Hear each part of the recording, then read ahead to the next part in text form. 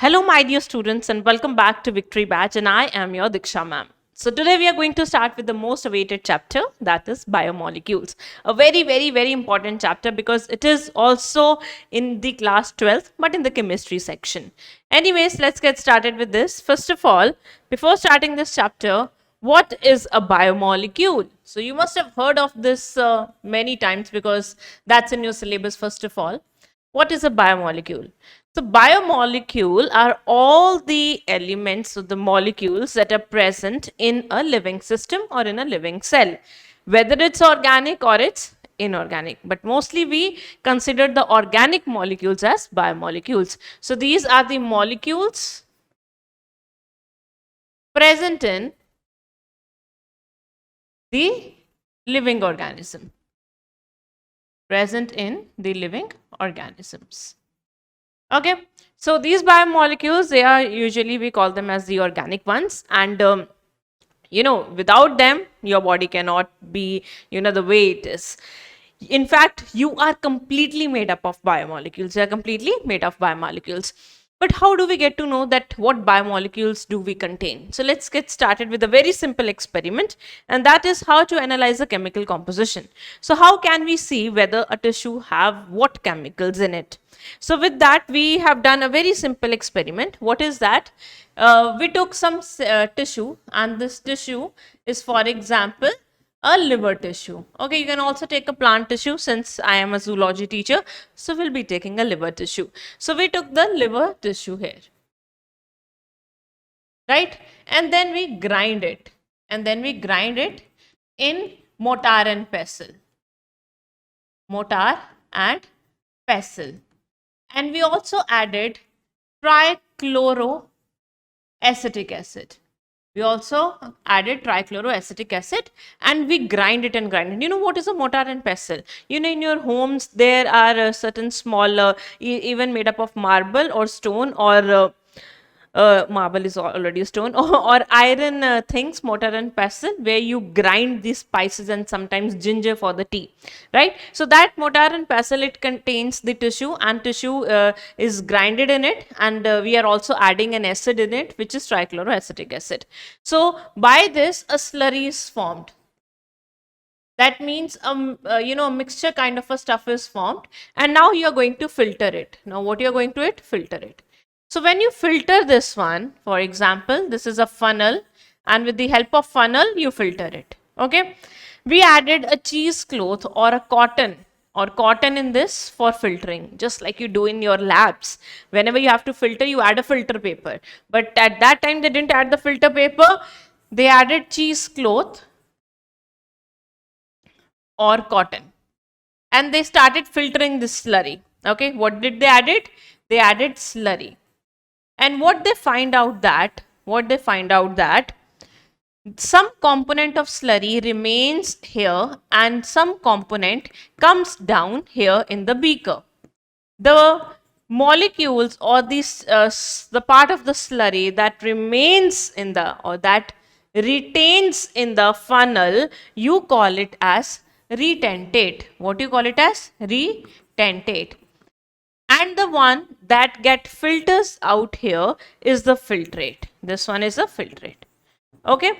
Now why you call it as retentate and filtrate, or why some left, some of the molecule, they left on the filtration membrane or here in the filter paper or whatsoever cheesecloth is, and why others got filtrate? There is a reason. Because the molecules which can easily get mixed in the acid, it can get filtered easily. And the molecule which cannot get mixed with the acid, which acid? This trichloroacetic acid, they remains up unfiltered. Okay. Now why a molecule or why another molecule is not getting dissolved in an acid? First reason, its chemical property. Second reason, its size. For example, if I say mix salt and sugar in the water, okay, which one will easily get dissolved? Obviously salt, because the molecules are small and according to the chemical property they will get mixed easily. But sugar will take some time. Or what if I take some other things which are very large molecules? They will also not get mixed. So all those things which can mixed easily in the acid, they come under acid soluble pool. So acid soluble pool contains a very small size molecules known as biomicromolecules. Micro means small molecules. They can easily dissolve in the acid, so they're acid soluble, and that's why they got filtered here along with the acid. But the one which are larger in size, they cannot get dissolved in the acid, so they come into the acid insoluble pool, and since they are larger in size, that's why they were not able to get dissolved. Okay, and they come under the retentate form. Now, what are bio, macro and micromolecule? First of all, we have divided them on the basis of size. So we say that bio micromolecules are the molecules which have molecular weight of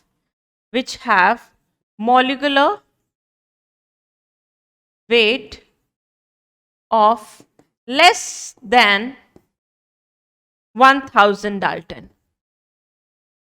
Dalton is a unit, just like we say kg in grams. And what are bio macromolecules? They have molecular weight of more than 10,000 Dalton.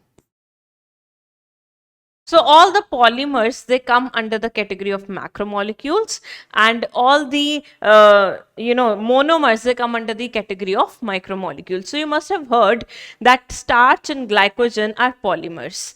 So they are formed from glucose, which is a monomer. Okay. So your simple sugars, what guys? Your simple sugars, they come under the category of biomacromolecule. In fact, your amino acid, they also come under the category of biomicromolecule, and your nucleotides, they also come under the category of biomicromolecules. Let's polymerize them. Simple sugars, they polymerize, okay, they polymerize to become complex sugars. Right, amino acid, they polymerize to become proteins, and nucleotides, they polymerize to form nucleic acid, like your DNA and RNA. They come under the category of macromolecule. Also, lipid, according to this experiment, comes under the category of biomacromolecule. But lipid have a controversy.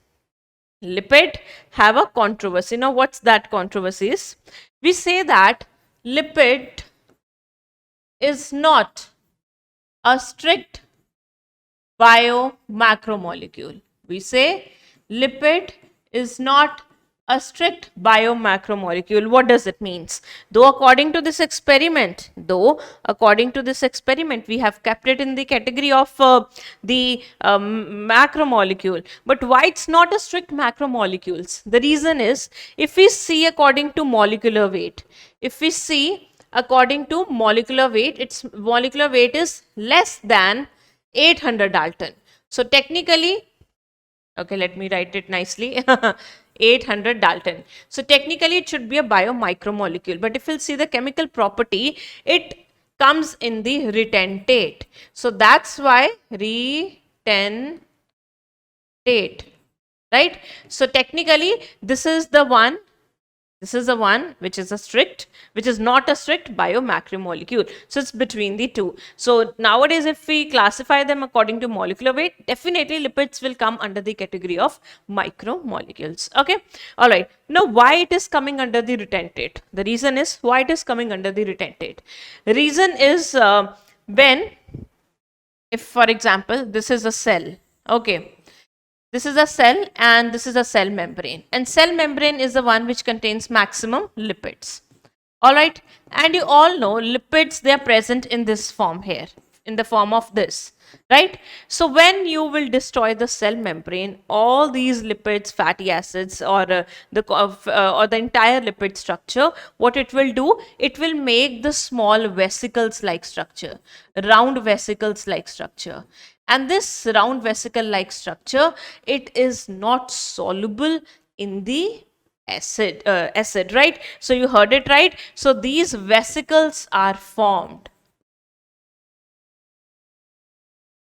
right? Or these lipid vesicles are formed, which are insoluble in acid. So hence we say that it comes under the category of retentate.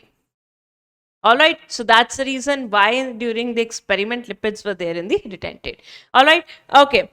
So let's get started with the another experiment. So this was about what is present. Okay, so we are talking about basically the organic molecules. Now what are organic molecules?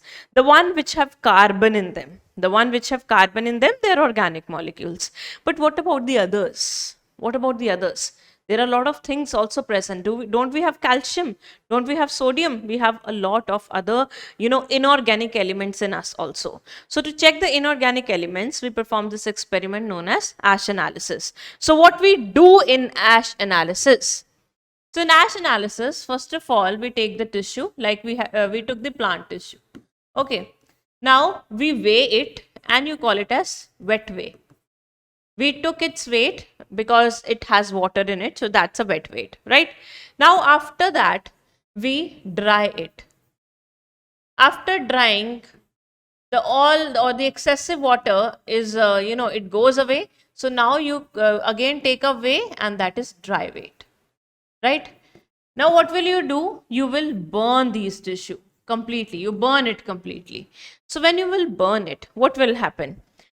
So when you will burn it, the carbon containing organic molecules,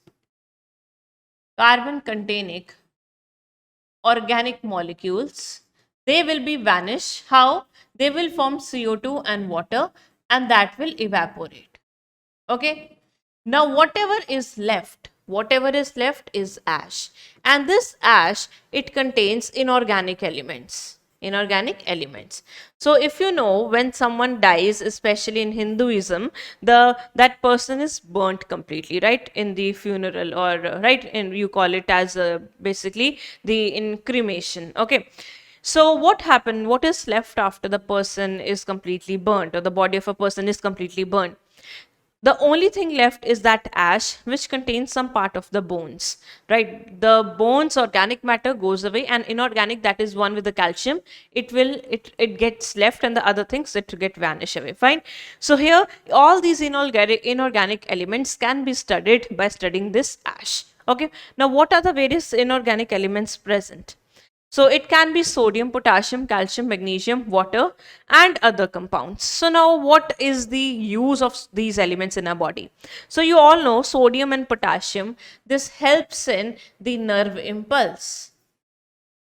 It helps in nerve impulse, and it also maintain the electrolyte balance, right?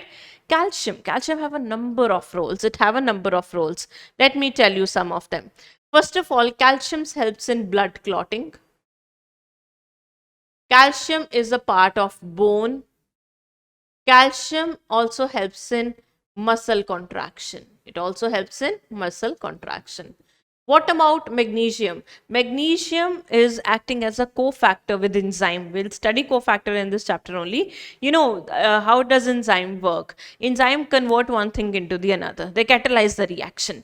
But sometimes enzymes are incomplete. Without certain things. They are cofactors. They will not work without them. So magnesium, along with enzyme, it helps in catalyzing the reaction. Okay. Water is the basis of chemical reactions, basis or medium of all the reactions. Without that, no reaction can take place. And then we have NaCl for electrolyte balance, calcium carbonate, calcium phosphate for bones, again phosphate, and then we have these dibasic ions that will helps in maintaining the pH of solution. So for maintaining the pH, we have dibasic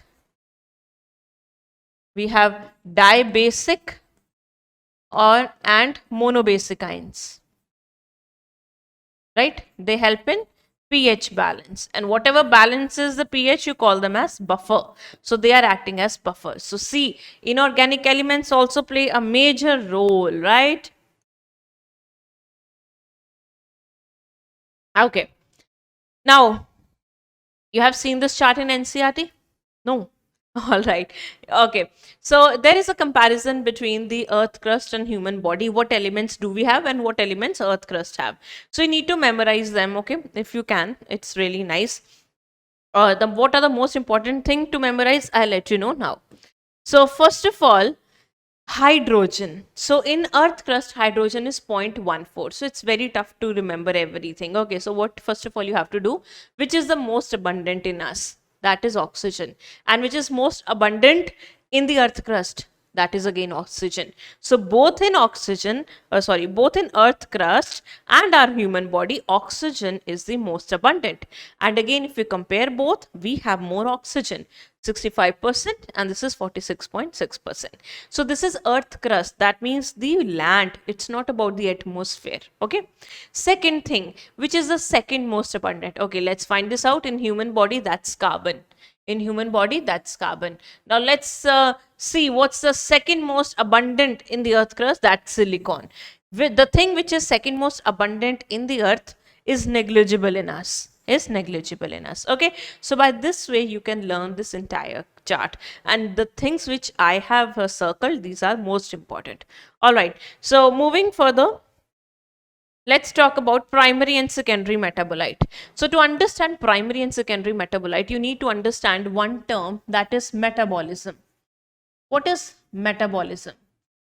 Sum total of all the chemical reactions. Sum total of all the chemical reactions in our body. So for example, right now your body is performing a role of glycolysis. It's also digesting your food, and whatsoever reactions are taking place, just total them up, and that will be your metabolism. And whatever elements, organic molecules are participating in it, they are metabolites. For example, I say glucose gets converted into glucose 6 phosphate. So glucose is also a metabolite, glucose 6 phosphate is also a metabolite. Or I say glucose get converted into pyruvic acid. So glucose and pyruvic acid, they both are metabolites. So whatsoever things are used in metabolism, they are metabolites. Metabolites are what? Molecules used in metabolism, and they are again usually organic molecules. So when we are talking about metabolites, they are majorly organic molecules. Okay, now there are two types of metabolites, guys. There are two types of metabolites. One are primary, another is secondary. Now what's the literal meaning of primary and secondary? Whenever I'm saying this is my primary work, I mean that this is most important to me. If I say this is secondary, that means it's not much important to me. Okay, for example, if I say in my whole day, in my whole schedule, my primary work is to do the teaching, right, is to do my this job work. So that means that is more important to me. My secondary can be some other things like my household work. It can be like anything like watching movie or something like that. Okay, so primary work is something, or primary metabolites, basically primary metabolites are something, if they get away from your life, you will from the organism will not be able to survive. Okay, so primary metabolites are those metabolites, if you will take away from the animal will not survive. Like if I say I take chlorophyll from a plant will not survive. How does it will do photosynthesis and produce food? Or if I take glucose from the plants, or if I take certain enzyme from the plants that are helping in photosynthesis, they all are primary metabolite, not the enzymes, sorry, the substrate. So all these things are very important for the plant. All the metabolites in photosynthesis, respiration, they are very important for the plant. So if you take away from them, they will eventually die. But there are certain metabolites, if you take away from the plant, might be they will not die. For example, if I say, if I take carotenoids, which is also a pigment, if I take that away from the plant, maybe the plant will not die, because in its leaf chlorophyll is present that will produce food. But these pigment have some other roles which are secondary roles. Okay, so the plant, like carrot plant, okay, have two pigments. In the carrot we have carotenoid, and in its leaf we have chlorophyll.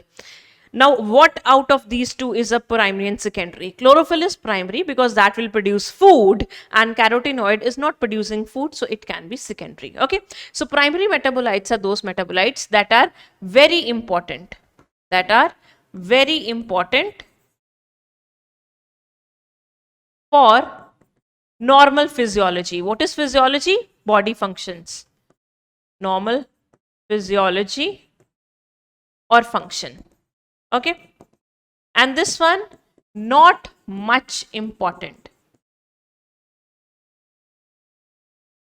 for normal physiology. All right, so if I take away primary metabolite, the plant can die. The plant can die without them. The secondary metabolites, though they can have certain roles, I don't say they don't have any roles. Like we say, carotenoids might protect it from the sun rays, okay? But if you take them away, might be the plant will not die, a little of it can be affected. So might be they will be having certain functions, maybe that are not good for the plant, or that are not that good for the plant that the plant cannot be able to survive. Okay, all right. So now what are the secondary metabolite? Second thing that I want to add here is that whenever I'm talking about primary and secondary metabolite, that means we are talking about plants, bacteria, we are not talking about animals. Animals do not produce any secondary metabolite. Okay, so let's see what are the various secondary metabolite, and from NEET point of view, this is quite important. Let's get started. Okay, so first of all, we have pigments. So in pigments, we have carotenoids and anthocyanin, alkaloids, morphine and codeine. For plants, morphine and codeines are alkaloids. They may be, is useless. You know, some alkaloids in the plant have one purpose, that makes that plant tasteless. The animal will not be able to eat. But is that so much essential for the normal physiology of plant? No. It's like chance. If the animal will eat, it will eat. Otherwise, it's not doing much for the plant. Okay. But for human being, they have a function. Morphine is a powerful painkiller, and codeine is used in cough syrups. It's used in cough syrups. Terpenoids, monoterpenes and diterpenes, these are certain kind of components which produce certain kinds of oils and aromatic compounds in the plants. Then we have essential oils, lemongrass oil. These oils nowadays are very much in demand because they are so much important in the hair growth, in the skin. Yes, they're very important for skin, like tea tree oil. That is very good for acne. Whosoever have acne, that they can apply. Toxins like abrin and ricin. These are toxins which, if it is eaten by the animal will die. Again, a defense mechanism for the plants. Lectins are not for plants, that is for bacteria. It's present in the wall of bacteria and it is useless for the bacteria. But if the bacteria enters into our body, concanvaline A is identified by our immune system, and immune system will kill the bacteria. So rather than being useful, it is useless, right? Or it can be like a killer thing for bacteria. Drugs, vinblastine, which is anti-cancerous. Curcumin is present in curcuma longa, which is your haldi, turmeric, right? And then we have polymeric substances like rubber, gums, and cellulose. Now you must be thinking, ma'am, cellulose? Yes. So cellulose as such is not doing a lot of function in the plants. Maybe it's increasing the strength of the cell, but not that important for the cell. Okay. So all these are secondary metabolites, guys. Let's move further and talk about the carbohydrates. Carbohydrates. So what does it have? Carbon. As its name have carbon, and hydrates, that is water. So we say that they are hydrates of carbon. Hydrates of carbon. Why? What's the ratio of hydrogen and oxygen in water? What's the ratio of hydrogen and oxygen in water? 2:1. So same ratio is in the carbohydrate. Okay, you can find the same ratio of hydrogen and water in the carbohydrates. That's why you call it as hydrates of carbon. They are also known as sugars or saccharides. They are also known as sugar or saccharides. Okay, so if I talk about the carbohydrates, so how do they look like? So first, to see how the carbohydrates they look like, we need to see the structure of glucose. Okay, so they are made up of carbon, and if I talk about glucose, it is C6 H12O6. Okay, and here if it is C6, you have to draw 6 carbon. 1, 2, 3, 4, 5 and 6. This is how you make the structure of glucose. You have to follow me side by side. Draw 6 carbon. 1, 2, 3, 4, 5 and 6. Drawn in the row. Now, on the last carbon, draw H2OH, and on the first one, draw here CHO, like this. Okay. So now here the first carbon have the group CHO, that is an aldehyde group. So we say that our these carbohydrates, they are polyhydroxy aldoses, polyhydroxy aldoses or ketosis. What does it mean? That means either the sugar will be having the main group, that is the aldehyde, or it can also contain the group ketone. Right? So for example, the structure we have drawn so far, the part half structure we have drawn so far is of a glucose. So glucose have aldehyde group. So the example of a polyhydroxyaldose sugar is glucose. Similarly, we have another 6 carbon sugar, that is your ketonic sugar, fructose. Right? So fructose will be having the ketone as a main group here, or a functional group, and glucose will be having the aldehyde as a main group. If you'll see how many carbons do have, both have 6 carbon, both are C6 H12O6, right? But these are isomers. They have different types of structure due to ketonic group. Now let's see here. Let's complete the structure. Now on the third carbon, H will be on right side, and everywhere else OH will be on right side, like this. And wherever you have OH, put H in front of that. Carbon have 4 valency, so we want to satisfy its 4 valency. So now you can see on the 5th carbon, OH is on the right side, so this is a dextrorotatory glucose, D-glucose. If it would be a mirror image and OH was on the left side, then this should be L-glucose. L means levorotatory, so D means dextrorotatory. Dextrorotatory. The detail of this you will be doing in the chemistry one in class 12th. Okay, now let's draw the cyclical structure. This structure is a linear structure with this main group, that is aldehyde. One more thing that I want to add here, we say that it's polyhydroxy. What does hydroxy means? OH group. So it has a number of OH groups. That's why it is polyhydroxy. Second thing, guys, here, the carbon which have the main group attached to it, which is the aldehyde group, or the carbon which is participating in the formation of main functional group, that carbon is known as carbonyl carbon. What do you call that carbon as? Carbonyl carbon. Okay, now let's draw the cyclical structure. So if we'll see here, how does a cyclical structure is formed? Alright, so what happened? The carbon 1 and carbon 5, they have an affair. Alright, so now they are going to join to each other, and they're going to form this ring. They're going to do the reaction here, and they're going to form a ring-like structure. Now you can see in this ring, 6 carbon is not participating, so it is out of the ring. It is out of the ring. So the ring formed is hexagonal, and this type of rings are known as pyranose rings. So pyranose rings are the rings that are 6-sided rings. Okay, so this O oxygen is from one of them. Why? Because they are going to react. Now you can see here, this is first carbon, this is second, this is third, this is fourth, this is fifth. And where will be the sixth one? Because it is not participating, it will be outside the ring. So this is how it is. Fine. So the first carbon is a carbonyl carbon. So when they are reacting, so whenever they are reacting, so this is how first carbon will come out here, right? So H here is on the downside, here H will be on the upper side, like that. Here OH is on the downside, here OH is on the upper side, H on the lower side. Again H on the upper side, OH on the lower side. How will I get to know that? You can see OH, H, OH, they are alternative. Okay, they are altering in an alternative fashion. Now, what about the first carbon? In first carbon, you cannot predict, right? Now, there are 2 types of rings formed. So, one is alpha ring, another is beta ring. One is alpha ring, another is beta ring. Both the rings are similar in this structure. Second, third, fourth, fifth and sixth carbon will exactly be similar. The only difference between alpha and beta ring will be on the basis of first carbon. On the basis of first carbon. If first carbon's OH is below the ring and H is on the above the ring, this will be alpha glucose.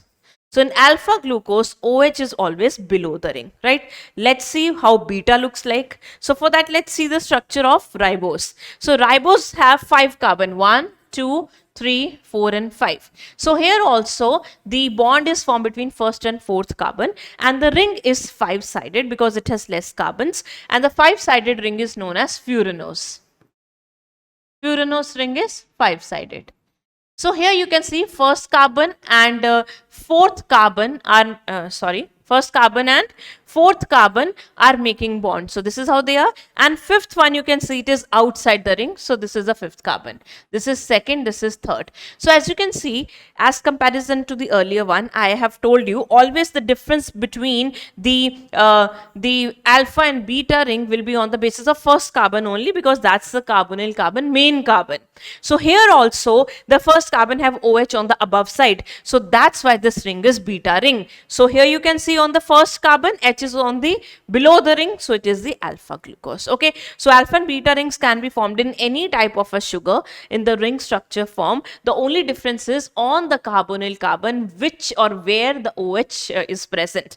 If it is above the ring, it's beta. If it is below the ring, it is alpha, right? Okay.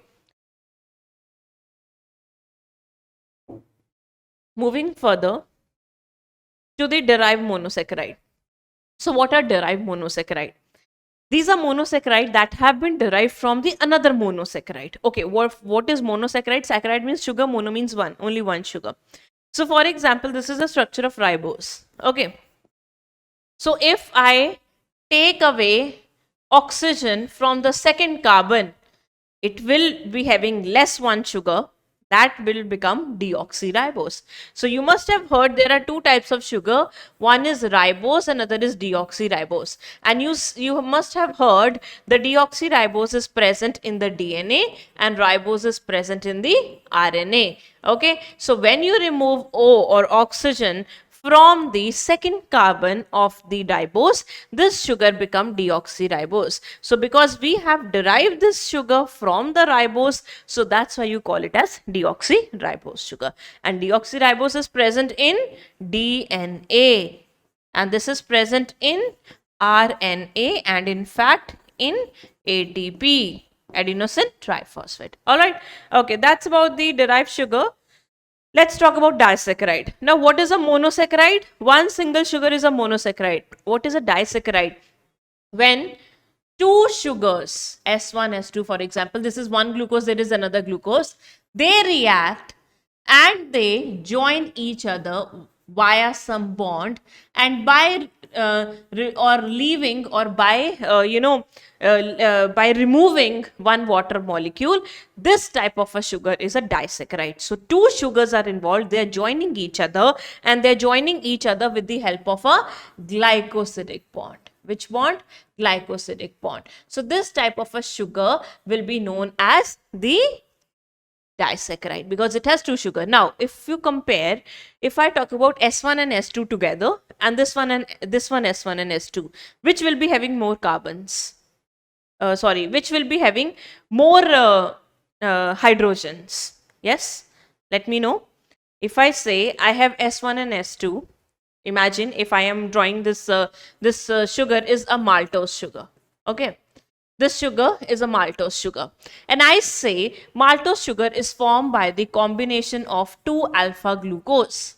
It is formed by the combination of 2-alpha glucose. Okay, so 2-alpha glucose, they are combining and they are forming like G1 and G2, and they are removing water and they are forming this sugar, which is the maltose. Okay, now as comparison to this structure, 2-glucose, and this structure, maltose structure, which will be having more hydrogen. Obviously, this will be having more hydrogen. Why? This is C6H12O6. This is C6H12O6. Now, when you will remove water, this structure, which is maltose, it will be having less oxygen. So, if you will join them, this will become C12H24 and O12, right? But You have to remove water. Only then it will become maltose. Now, what will be the structure of total number of carbons in the maltose? 12. You have to remove 2 hydrogen, that will be H20, and you have to remove 1 oxygen, that will be O11. So this is the chemical structure of your maltose, fine, and this is how it looks like. So you can see this is one glucose, this is another glucose, and they have been bonded. So if you'll see here guys clearly, this one is your first carbon, this is second carbon, this is third carbon, this is fourth carbon, fifth carbon, and sixth carbon. Okay, now this one is also a glucose. So similarly, first carbon, second carbon, third carbon, fourth carbon, fifth carbon, and sixth carbon. Okay, so when you want to remove water, so which carbons are involved in removing water? The first and the fourth. That's why the bond has been formed. That's why the bond has been formed. So this bond is technically COC bond. You call it as glycosidic bond. This is glycosidic bond. So we always name these bonds on the basis of what carbon have been involved. What carbon have been involved. Okay, so if you do not understand this, let me tell you. Earlier here, OH was present. Okay, how it was present? OH here and OH here. Now, let's remove water. So this was how water was removed. After removal of water, only oxygen is left, and this is how they have been bonded. Okay, so this is how a glycosidic bond is formed between two glucose. Now, because first both the glucose, they are alpha, so I will write alpha. Okay, this is how you name the bond. These both glucose are alpha, so I'll write the alpha here. The first carbon is involved, which is forming bond with the fourth carbon of the another one, and this is how I will write the name of the bond, alpha 1,4 glycosidic bond. Alpha 1,4 glycosidic bond. Fine. Okay, so this is for sugar maltose. Maltose is also known as malt sugar, and you find this in the germinating seeds. Germinating seeds. In fact, you will get surprised to know that whatever drinks you are having, like Bonvita or Complan or Maltova Horlicks, they all have a base of malt sugar or maltose. Go check your health drinks. Okay, so there, that's basically sugar. All right, so that's the first disaccharide, that's maltose. So second we have is another disaccharide, that is lactose. So you must have heard of lactose. Lactose is a milk sugar. Lacta word is always used for milk, so it's a milk sugar. Okay, so here you can see you can see two sugars are used. Okay, now you must be thinking, ma'am, they both look like glucose. No, one of them is galactose. Let's see. So you have seen this earlier diagram. OH is below the ring on fourth carbon, so this is what your glucose is. And in this one, if you can see, OH is on above the ring on fourth carbon. This is first, second, third, and fourth. So this is your beta galactose. Okay, and this one is your beta glucose. How you came to know that's beta? Because OH is above the ring. Okay, because this is first carbon, second, third, fourth, fifth, sixth. Again, this is 1, 2, 3, 4, 5, and 6. Now tell me, what will be the name of the bond? The entire process is same. OH and OH will take away, or it will remove the water, right? So here, because sugar is beta, so beta 1, 4 glycosidic bond. All right. Okay. So lactose is a milk sugar. It is formed by the combination of beta galactose plus beta glucose. Now this is also important. Which sugar comes first? The galactose comes first. All right. Next sugar. Okay. You have to. Okay. So next sugar is your sucrose. Sucrose is your cane sugar, or also known as table sugar, because this is the common sugar that can be found on your dining tables, right? So it is obtained from sugar cane. That's why its name is cane sugar, the one you use at home. Okay, so this is formed by the combination of two different types of sugars. You can see this ring is pyranose, it has 6 sides. This is furanose, it has 5 sides. So this one is your alpha glucose, and this one is your beta fructose. Okay, now you must be wondering, ma'am, but we have done ribose, which is 5-sided. How many carbon does ribose have? 5. How many fructose have? 6. Let's see. First carbon, second carbon. Okay. We'll start out from here. This is first carbon, this is second carbon, this is third carbon, this is fourth carbon, this is fifth carbon, this is six. So clearly it's not a ribose. Okay, so this one is fructose. Now why being having six carbons, it's not producing same, or it is not forming same ring like that of glucose? The reason is it is a ketonic sugar. It is a ketonic sugar, right? And this one is a aldehyde sugar. So due to that, the ring formation can also get disturbed. All right. Okay. So here you can see the this is first carbon of your glucose. This is second, third, fourth, fifth, and sixth. So the bond here is formed between first and second carbon. So here you can write alpha 1 and beta 2 glycosidic bond, because this sugar is beta sugar. All right. So sucrose is formed by the combination of alpha glucose plus beta fructose. All right, guys. Now let's move to the reducing or non-reducing sugar. Now, what is a reducing and non-reducing sugar?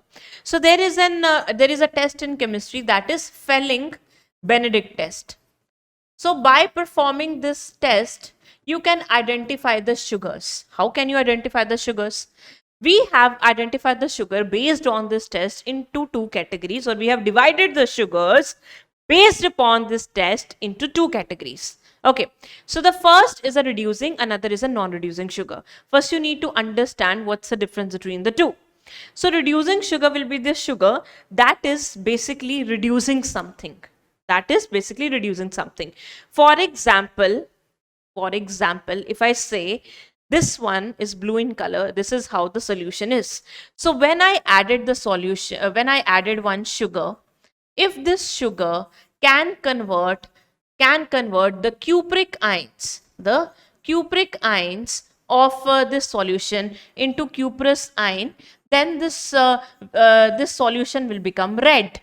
If the cupric to cuprous conversion takes place, for example, this is the solution when nothing was added, and when you added sugar, this is how it turns into red. So if the solution turns into red, we got to know that the cupric ions have been converted into cuprous. That means it has reduced it. It has reduced it. So that sugar will be a reducing sugar. So all the reducing sugars, okay, all the reducing sugars can convert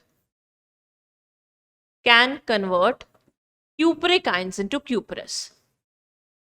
Okay, and this is how they can convert blue to red color of a solution, right? So any sugar, for example, I have added X sugar, I don't know what that sugar is. If I added it in the Fehling-Benedict solution, then the solution turns into red. From that, I'm pretty sure that sugar is a reducing sugar.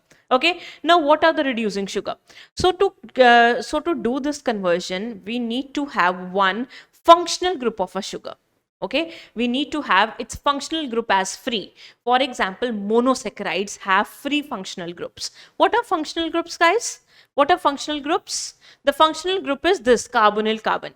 If you have seen in the formation of disaccharide, always one carbon in carbon is always there for reaction, because other groups, they can't react. If I ask these to react, it will be difficult for them. So for reaction, we definitely need one carbonyl carbon for the reaction. Let's just check it out. In maltose, first carbon is the carbonyl carbon here. Okay, this is carbonyl carbon. I'm writing CC. So this is in the process of the reaction. Okay, in this one, you can also see the carbonyl carbon is involved. That's why the reaction is happening. Again, in this one, both carbonyl carbons are involved. The fructose carbonyl carbon is second because it is a ketone. And in ketone, we want groups on either of the side. Okay, so fructose carbonyl carbon is second. All right, so we say for reaction, we need carbonyl carbon. All right, now, this is also a reaction. So definitely reducing sugars will be having at least one carbonyl carbon. So all monosaccharide have free carbonyl carbon. So they have a very free carbonyl carbon. They can reduce the cupric into cuprous ion. Talking about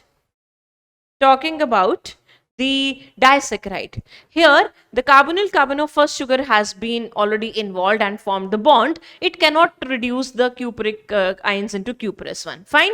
So this one is out. But this end, which is the right end, this is also carbonyl carbon. So this will lead to the conversion of cupric into cuprous. So in all, if I say the maltose can be a reducing sugar because it has one free carbonyl carbon and this can convert that cupric into cuprous.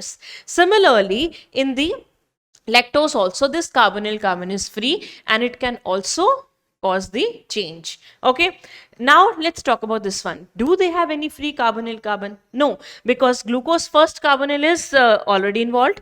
Fructose have second as a carbonyl carbon. This is also involved. So this sugar, sucrose, it cannot convert cupric ions into cuprous. So we can put this into the category of non-reducing sugar. Non-reducing sugar.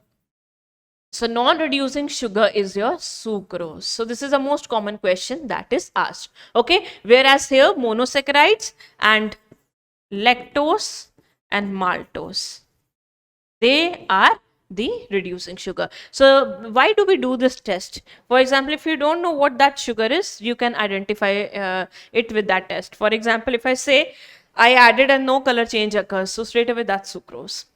Okay, all right. Now,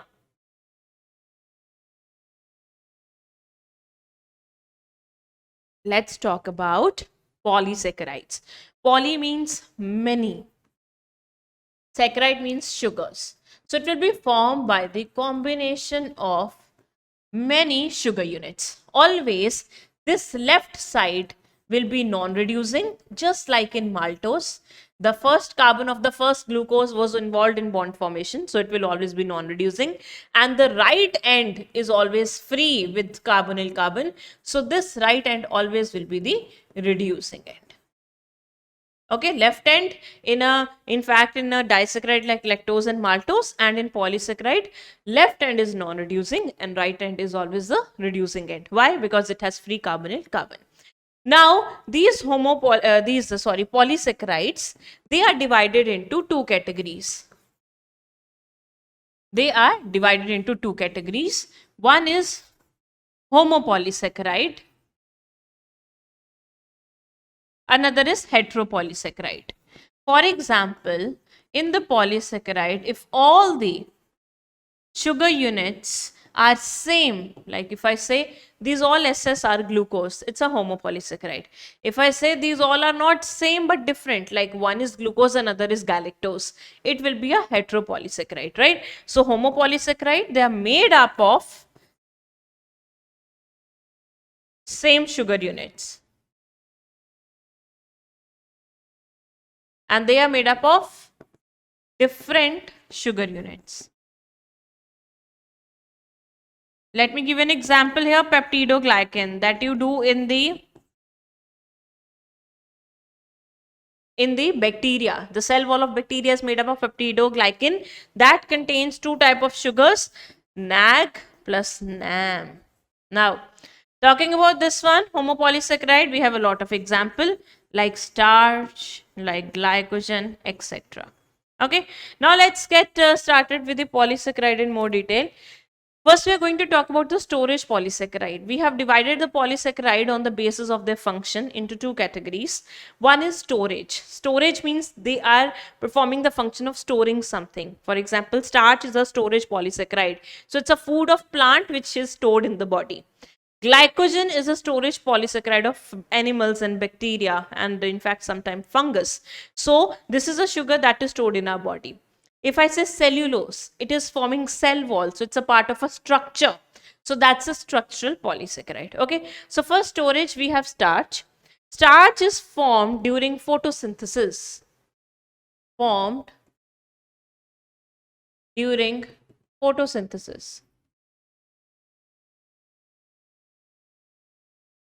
Alright, so if I talk about starch and if I zoom it and I see the structure of starch, I will not find a similar type of structure. Rather, in the starch, I can find two types of structure. One type of a structure is helical and its name is amylose. And another type of a structure which is not helical is amylopectin. So two types of structures are present in the starch. One which is helical and unbranched, another which is non-helical but branched. Right? So amylo is helical and unbranched. Okay, so whenever two sugar units are joined in the starch, what sugar units are used in the starch? Alpha glucose, right? So starch is made up of alpha glucose. So that's why you can digest it, because for its digestion you have alpha salivary amylase. So these alpha glucose, when they are present in the straight chain, that means there is no branching, they are present in a manner of the straight chain like this. Right? So this is how all the molecules are present in the amylose, but sometimes this chain becomes helical, but there is no branching. So here the bond will be alpha 1,4 glycosidic bond. Alpha 1,4 glycosidic bond. Okay. Now, if I talk about amylopectin, here this is how the structure is. This is going like straight chain, and somewhere here it will start forming bond with the other sugars and it will show a branching like this. Okay, so here it is forming bonds with the adjacent molecules of glucose in a straight chain. The bonding will be same, which will be alpha 1,4 glycosidic. Okay, so whenever it has to undergo branching, here it is going to form the bond like this, and this bond is alpha 1,6 glycosidic bond. Okay, let me explain you in more detail by using the adjacent picture here. This is glucose 1, this is glucose 1, glucose 2 and glucose 3. Both are joined to each other by 1,4 or alpha 1,4 bonding. This is the fifth carbon, this is the sixth carbon, this is the first carbon. Now as you can see, it is showing branching here. So here this COC bond is formed. Here this bond is formed, glycosidic bond. Here this is a glycosidic bond. So this bond is basically alpha 1,6 glycosidic. So this is how at branching it shows alpha 1,6 bonding. Okay. So now you must have heard that starch gives blue-black color with iodine. Why? The reason is the iodine molecules get trapped in the helices of amylose. Okay, that's why starch gives blue-black color with iodine. Why? Because it gets trapped in the helical strands of amylose. Moving further to the next polysaccharide, that is glycogen. So it's a storage polysaccharide in animals, fungi and even bacteria. So this structure is also made up of alpha glucose, and this is also a branch structure. It is also a branch structure. As you can see this diagram of NCRT. So this is a straight chain. In the straight chain, you can see alpha, you can see here alpha 1,4 bonding, alpha 1,4 bonding, alpha 1,4 bonding. But if it has to form the bond here, it will be alpha 1,6 bonding, just like that of starch. Okay, just similar to starch. All right, guys. The only difference is the pattern is different, bonding is same. The pattern of amylopectin and glycogen is little different, but the bonding is same. Anyways, let's move further and talk about the inulin. Now there is one insulin, which is a hormone, and now there is inulin, that is a storage polysaccharide. This is formed by the fructose. It is a polymer of fructose.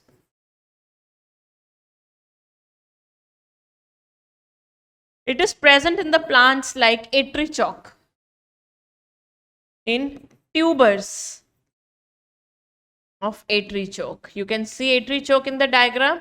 So here you can find this sugar which is inulin. So most of you in the exam you get confused with the insulin and inulin, or you are in hurry reading the question. At that time maybe there can be a possibility you can miss the word S, but you don't need to do that. Okay, all right.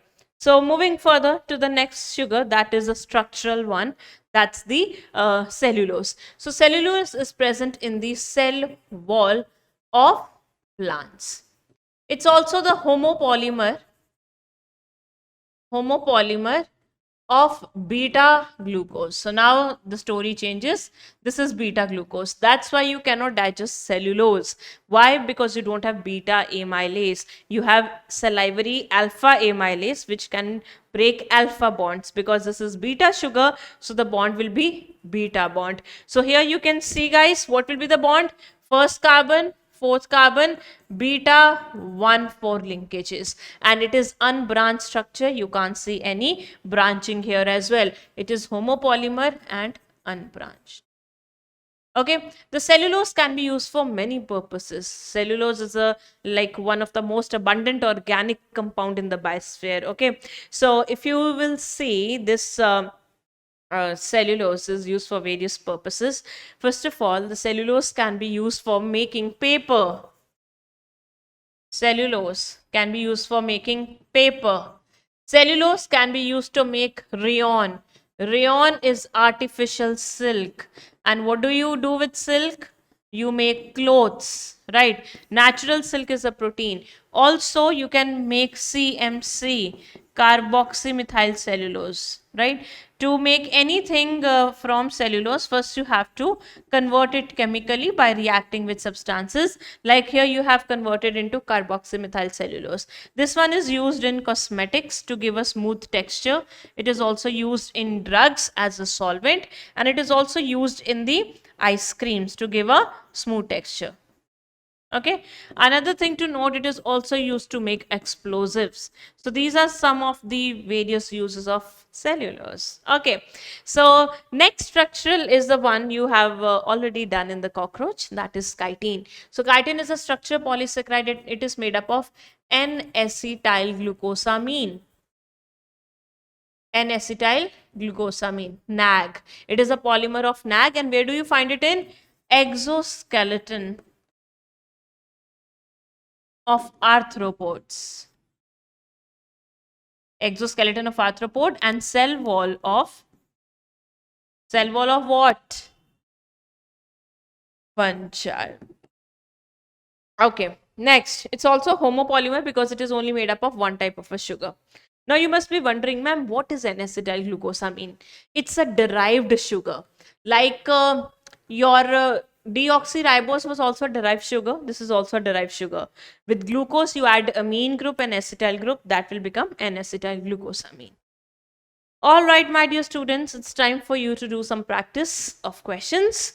Which of the following is not present in acid insoluble fraction? Not present in the acid insoluble fraction. It will be of the acid soluble one.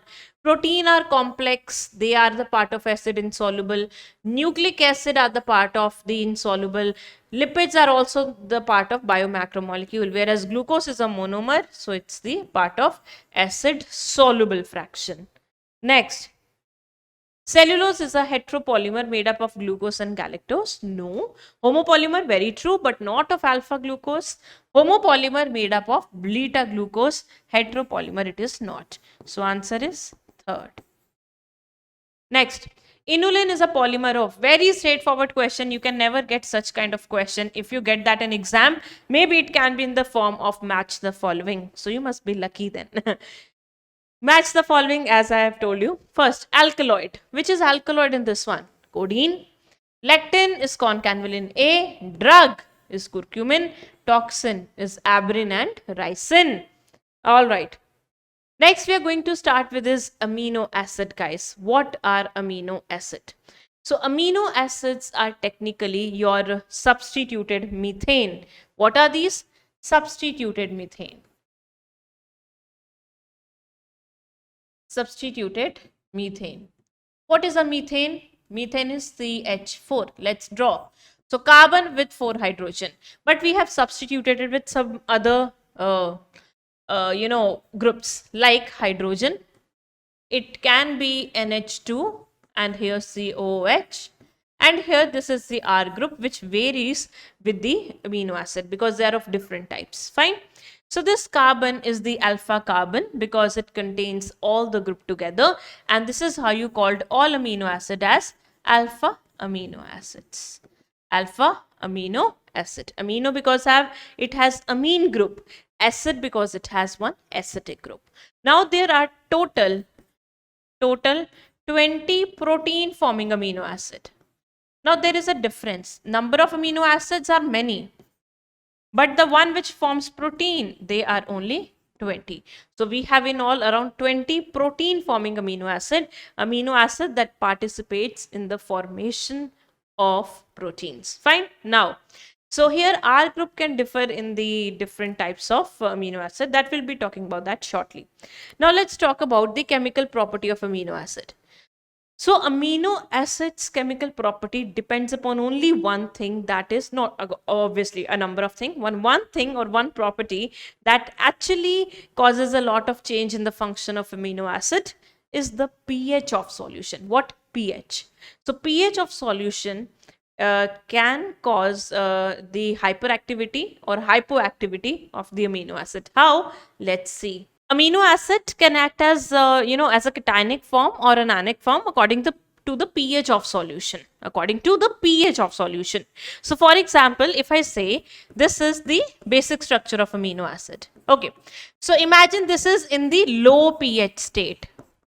The pH of solution is low. So now it will take up one hydrogen ion from the solution because low pH have more H positive ion, and it will act as a cationic form.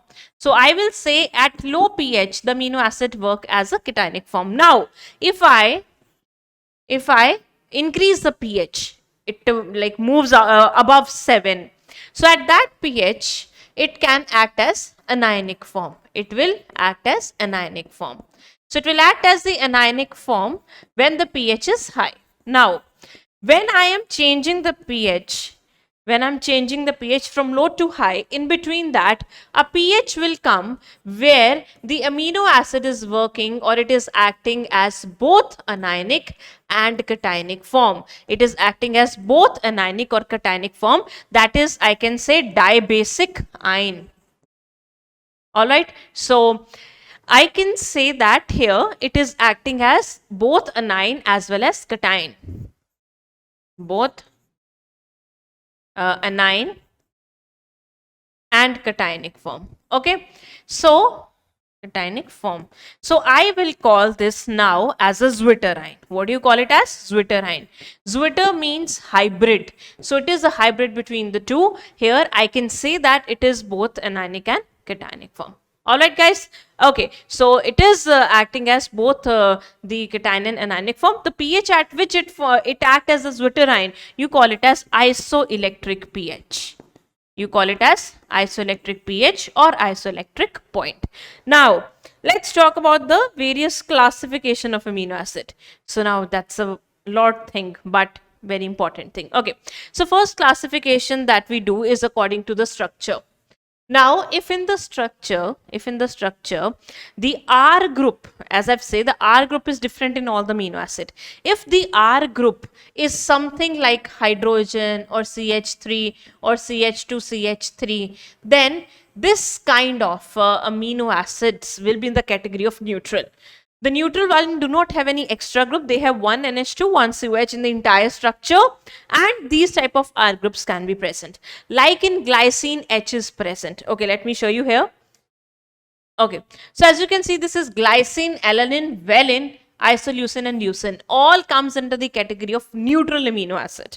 Right. So as you can see here, they have only one COH, one NH3. This is in the cationic and anionic form, zwitterion state. So they have written in this manner. Just focus on the R group. R group is H in glycine, CH3 in alanine, and CH3 in the valine. So these type of groups are present in all the amino acids. So they comes into the neutral. Now let me talk about acidic. So as you can see in acidic amino acid, this one, we have aspartate and glutamate. So you can see there are two CO negative groups. So both are the like having more acidic charge here, so or more acidic groups are present, so they will be treated under the category of acidic amino acid. Now let's talk about the basic one. The basic one we have is lysine and arginine. You can see here there are two NH3 groups.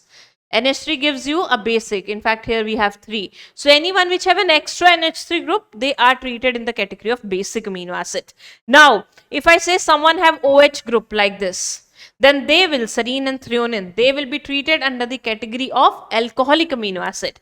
And now if anyone have sulfur, like cysteine have sulfur, methionine have sulfur, they are under the category of sulfur amino acid. Alright, now if any of them have rings like aromatic rings, they are aromatic amino acid, right? So anyone that have the heterocyclic ring, what a heterocyclic ring? The one the ring which is not just made up of carbon. Aromatic ring, this one is made up of carbon, all are carbon. Heterocyclic have nitrogen in it. So that will be in the heterocyclic one, right? So let's go back. So in neutral amino acid, we have GAVIL. Learn it from GAVIL. GAVIL is, this is one letter abbreviation. This is one letter abbreviation. G for glycine, A for alanine, V for valine, I for isoleucine, L for leucine. So as I say, H is the R group of glycine and CH3 is the R group of alanine, and CH3 and CH3 is for valine. Okay, all right guys. Now acidic, we have two COH groups, glutamate and aspartate. This is the one letter E and D because A have been used for alanine. Basic, we have lysine and arginine. L have been used for leucine, so it's K. Arginine R. Sulfur have one S, right? One sulfur. Cysteine, cysteine, and methionine. In alcoholic, we have serine and threonine with one OH group. And in aromatic, we have aromatic rings. We have phenylalanine, tryptophan, and tyrosine. And in the heterocyclic, we have proline, hydroxyproline, and histidine. Fine, guys? Okay. Now, let's talk about the classification on the basis of polarity. Now, all those amino acid, for example, your neutral amino acid and your methionine, they do not have any charge and any polarity in them. So they are usually considered under the category of non-polar amino acid. They are under the category of non-polar amino acid. Okay, now let's talk about polar ones. So in polar ones, there can be amino acid which are charged and which are uncharged. Okay, so here we have the one which are uncharged. That means polarity will be there. Positive and negative, having positive and negative charge is what is polar. But if any of them charge is dominating, like we have two positive charge and one negative charge, so it will be charged polar. Because it have more positively charged, it will be basic. It will be basic. So arginine and lysine, they come under the polar charged one. Which charge is dominating? For example, two positive charge are dominating, only one negative is there.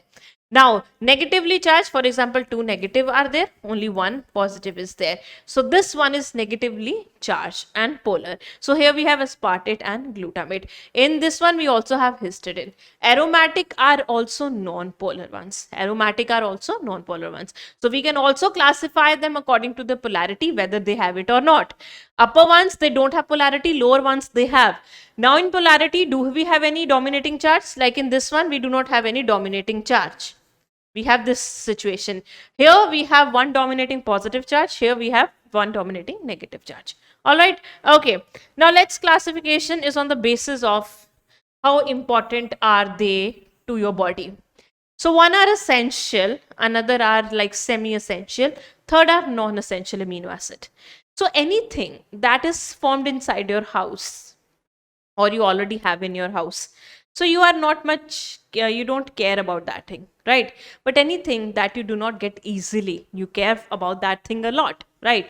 For example, you do not or your mother do not cook pizza every day, okay, and the pizza that is, completely like fresh from oven with a lot of cheese and all, just like they serve in the market. So that's quite essential for you, that's important for you, and you crave for that. So that's not usually formed in your, or they're not cooked in your house, so for you that's very essential. But if I talk about sambar or dal or chawal, roti, right, these rice and so these things are cooked every day. So if you are like bored, yeah, I don't care, they're not that essential, right? So anything that you do not have and your body does not produce, that is essential for you. So you need to take it from your diet. So all these amino acids are essential amino acid. These are not produced in your body. These are not produced in our body. So we have to take it from external diet. What is this? Lysine, leucine, isoleucine, valine, phenylalanine, methionine, tryptophan, and threonine, right? So here you can learn it like live life in Vegas. Please must try tea. How can you learn it? I have a mnemonic for this. Live life in Vegas. Please must try tea. Okay. In semi-essential, these are the one that is produced in your body, but in less quantity. Or for example, at certain period of time, they are formed and other they are not. For example, in children, they are not formed. In adults, they may form.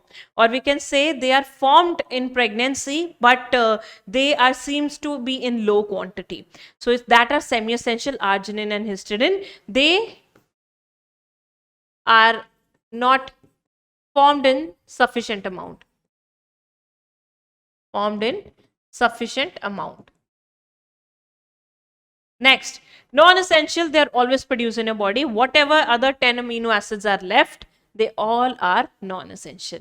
Okay, so that's how essential, semi-essential, and non-essential amino acids are. Let's move further, guys, and talk about, okay, proteins. Let's talk about proteins. So if we talk about proteins, proteins are what? They are polymers, polymers of amino acid. But they are not homopolymers, they are heteropolymers. They are heteropolymers of amino acid. How heteropolymer? Like this is A1, this is A2, A3, all amino acids are different. This might be alanine, this might be glycine, this might be lysine. So it's a chain of a number of amino acids. Okay. Second thing to note here is that which is the most abundant protein in animals? Most abundant protein in animals. That's collagen. Most abundant protein in plants. That is rubisco, the one you use in photosynthesis. All right. Okay. So let's see what is the various structure of a protein.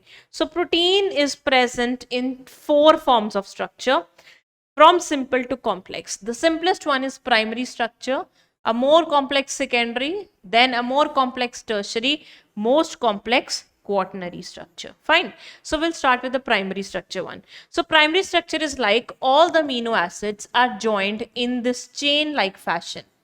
All the amino acids, they are joined in a chain like fashion. For example, this is one amino acid. I'm talking about primary structure first, not to get confused, guys. Let me just write it neatly. First, we have primary structure. So in primary structure, we have like this amino acid, one amino acid, and this is the another amino acid. Okay, now they're going to join. Let's see how do they form a bond. Let's see how do they form a bond. So as you can see here in biomolecules, whenever you have to form a bond, whenever, whether it's carbohydrates, it's protein, it's lipid, you have to remove water. You have to remove water. So here you will remove water like this. And what will be formed here? CO, NH, CH, R, COH. So this will be formed. So this bond is known as peptide bond. This bond is known as peptide bond. So peptide bond is a bond which is present in between the amino acid. This end have free COH group. This is the C terminal. This is having the free NH2 group. So this is the N terminal. So N terminal amino acid is always considered the first amino acid. This is always considered the second or the last one. And you always read from N to C, because we need to read the sequence of amino acid, right? Now, so if I do more twisting and coiling of the structure, I can get the secondary structure. What structure can I get? Secondary. So the secondary structure is of two types. It is formed by the more twisting and bending of the primary structure. One is alpha helical and another is beta pleated. So when we are doing some twisting or bending, during that time you need certain other bonds to stabilize that structure. If I'm doing bending or something, I will be needing energy. So for bending or twisting, I need certain bonds. So like here, I have this right-handed helix. Alpha helical structures will always show right-handed helix. Okay, now here somewhere the COO group must be hanging from COH, and somewhere here NH must be hanging. So O and H can easily form hydrogen bonds. So hydrogen bonds are the bonds that are responsible for stabilizing secondary structure. It's a kind of a 2D structure or two-dimensional structure. You can find this in the myosin. You can find this in the tropomyosin. You can find this in the actin, and you can also find this structure in the collagen. So all these, they show alpha helical structure. Then we have beta pleated. Beta pleated structure is present in the form of plates, like that. So it's present in the form of plates, one plate above the another. This is N terminal, this is C terminal,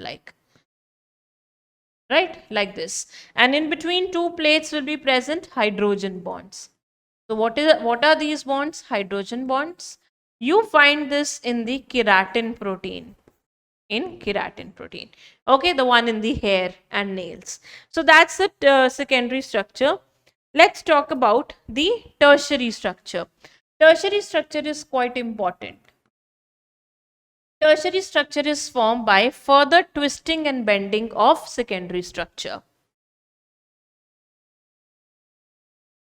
The only thing is that one structure is leading to the bending and forming the another one.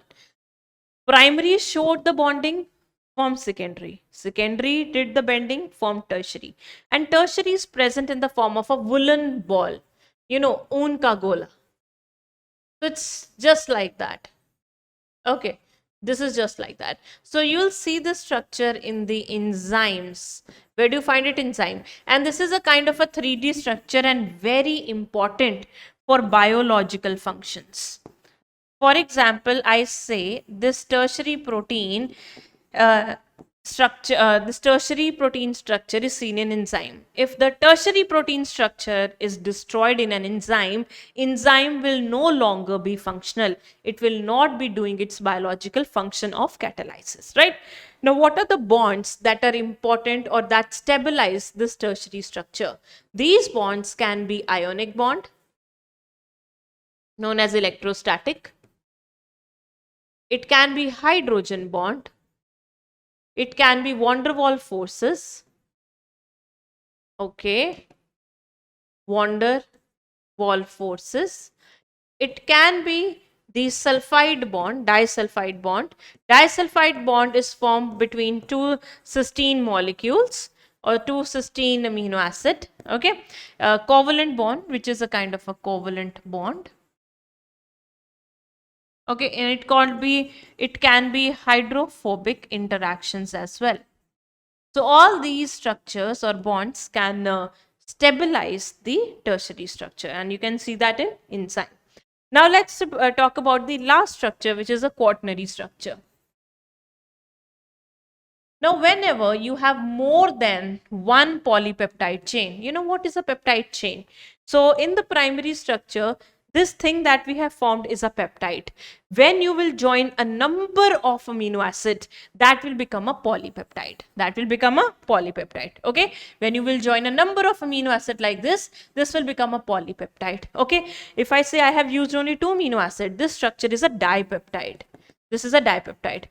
When this polypeptide chain get twisted and bended, it will form the secondary and tertiary structure. But when number of polypeptide chains are involved, then it will form a quaternary structure. It will form a quaternary structure. As you can see, this is one tertiary structure. This is the one structure of protein, tertiary structure with one polypeptide chain. Imagine this is one subunit and I have such kind of these subunit in the number 4, or I have total 4 subunits like this. Now they need to be together and they will be forming bonds, and one type of a structure is formed, that is a quaternary structure. Let me elaborate it more. So quaternary structure is formed when you have more than one polypeptide chain. Polypeptide chain. Okay, let me give you an example. For example, this is primary structure with a polypeptide chain. Now this causes twisting and bending. It becomes alpha structure, alpha helical or secondary structure. Now more twisting and bending occurs, it becomes tertiary structure. This is secondary structure, this is primary. This is how I write primary, secondary and tertiary. When such kind of 4 units are joined like this, then it will become tertiary structure. As a best example of this is hemoglobin. So hemoglobin is made up of 2 alpha and 2 beta chains, right? Imagine this is alpha, alpha, beta, beta, alpha 1, alpha 2, beta 1, beta 2 chain, right? So this is how the hemoglobin shows the quaternary structure. All right, let's read the NCERT. We'll start from here, guys. You can open the NCERT page number around 149. The sequence of amino acid, that is the positional information in a protein, which is first amino acid, which is second, and so on, is called primary structure of a protein. A protein is imagined as a line. The left end represents by the first amino acid and the right end represented by the last amino acid. This is what we have done, right? Like this, first amino acid, last amino acid. So primary is in the form of line. And whenever you have to check where does the amino acid is present or what's the sequence of amino acid, you will always check primary structure of a protein. The first amino acid is also called N-terminal amino acid. The last amino acid is called C-terminal. You know now why. A protein thread does not exist throughout as extended rigid rod. So it can never be present in such manner. You have to coil it up. For example, if you will coil, it becomes alpha helical. Then it will be your kind of myosin and tropomyosin. If you more twist it, it will become tertiary structures. So you will never find the amino acid in this proteins in this structure. You will hardly find it in this structure. Mostly you will find them in a functional form. Then it might be secondary, tertiary or quaternary structure. All right. Of course, only some portion of the protein thread are arranged in the form of helix. In protein, only right-handed helices are observed. On the regions of the protein thread are folded into other forms in what is called secondary structure. In addition, the long protein chain is also folded upon itself like a hollow woolen ball, giving rise to tertiary structure. This gives a 3-dimensional view of a protein. So which one is a 3D structure? Tertiary. Which is a 2D? Secondary. Tertiary structure is absolutely necessary for the many biological activities of protein. Some proteins are assembly of more than one polypeptide or subunit. The manner in which these individual folded polypeptides or subunits are arranged with respect to each other is the architecture of a protein, otherwise called quaternary structure. So in quaternary structure, we have like hemoglobin with 4 subunit. Hence, 2 subunit of alpha type and 2 of beta type constitute the hemoglobin. Fine. Now, these were the structure. Let's talk about the functions of protein. First function, it act as like collagen, or we can say collagen is a protein. It's present as in the form of fibers in the intercellular ground substance, or we can say intercellular matrix. We have done it in connective tissue. Trypsin, it acts as an enzyme and it breaks protein. Insulin is hormone, antibody fights infection. Receptors, they receive something we have done in the hormones, we have done in the sensory receptors. GLUT4, this is the one might you will not know. GLUT4, GLUT, GLU means glucose, T means transporter. So these are certain proteins which are present on these cells, for example on the liver cell, and they will lead to the transport of glucose. So they are glucose transporters. All right guys, so that's about your proteins and amino acid. Let's talk about certain questions. Hydroxymethyl is the R group in the amino acid. Hydroxy means OH, methyl CH2. So this group is present in which amino acid? For example, you do not know the structure of every amino acid, but you have learned this classification that I wrote according to structure. And I have told you OH will always be present in alcoholic amino acid. And there are only two amino acid in alcoholic. One is serine, another is threonine. Okay. Now, glycine is neutral. It will have a CH2 or H as a group. Alanine is also neutral. Aspartate is acidic. It will be having extra COH. Serine is the alcoholic one. Answer 3. Even if you cannot learn the entire structure, this is practically impossible. You all you can do is to learn that chart that I have given according to structure classification. Okay. Next question. Which of the following is an essential amino acid? Arginine, histidine, glycine, lysine. Very, very simple question. The only thing you have to do is, here you can see we have done arginine and histidine. They are semi-essential. Okay. Live life in Vegas. Learn this one. Lysine is essential one. Do you see any glycine here? No, I can't see. That's non-essential. This is the only thing that you need to understand, right guys? So which one will be the essential here? Live life in Vegas. 4. These are semi-essential. This one is non-essential. Choose an incorrect statement from the following. Amino acids are substituted methane. True. Okay, we have to find the incorrect one. Next. In proteins, only right-handed helices are absorbed. सही है, ठीक है. True. Tertiary structure of protein is absolutely necessary for the many biological function. True. In polypeptide or a protein, amino acids are linked by a peptide bond. Very true. Which is formed when the carboxyl group reacts with the amino group. This is also true, but of the different amino acid, not of the same amino acid. See, only one word changes the entire sentence, and that you need to read carefully. So answer is 4. This is incorrect. Hydroxymethyl, okay, that's a wrong question. I'm really sorry for that. So let's now get started with the lipids. So now let's get started with the lipids. So now what are lipids? So you must have heard of fats. So lipids are generally, you're obviously, because they're carbon containing compound, that's why we are studying them in the biomolecules. So these are also made up of carbon, hydrogen and oxygen. But it has less oxygen than carbohydrates. It has, or it contains less oxygen than carbohydrates. So your lipids, they are insoluble in water. Have you ever done that? If you'll dissolve oil in the water, you will dissolve oil in the water, it will not get dissolved, rather it will come up on the surface. So this tells us that they are not soluble in water. They are not soluble in water. But they are soluble in,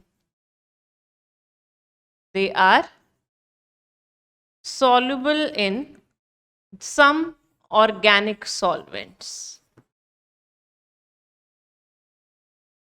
Fine. Now, what is basically a lipid? A lipid can be made up of a fatty acid. What is a fatty acid? Fatty acid is the acid which have R group with it, or it has a long chain of carbon, and to that one COOH is attached. Like I say, it has like 17 carbon chain and then one COH is attached. That's your fatty acid, okay? Or it can also be the ester of fatty acid and alcohol.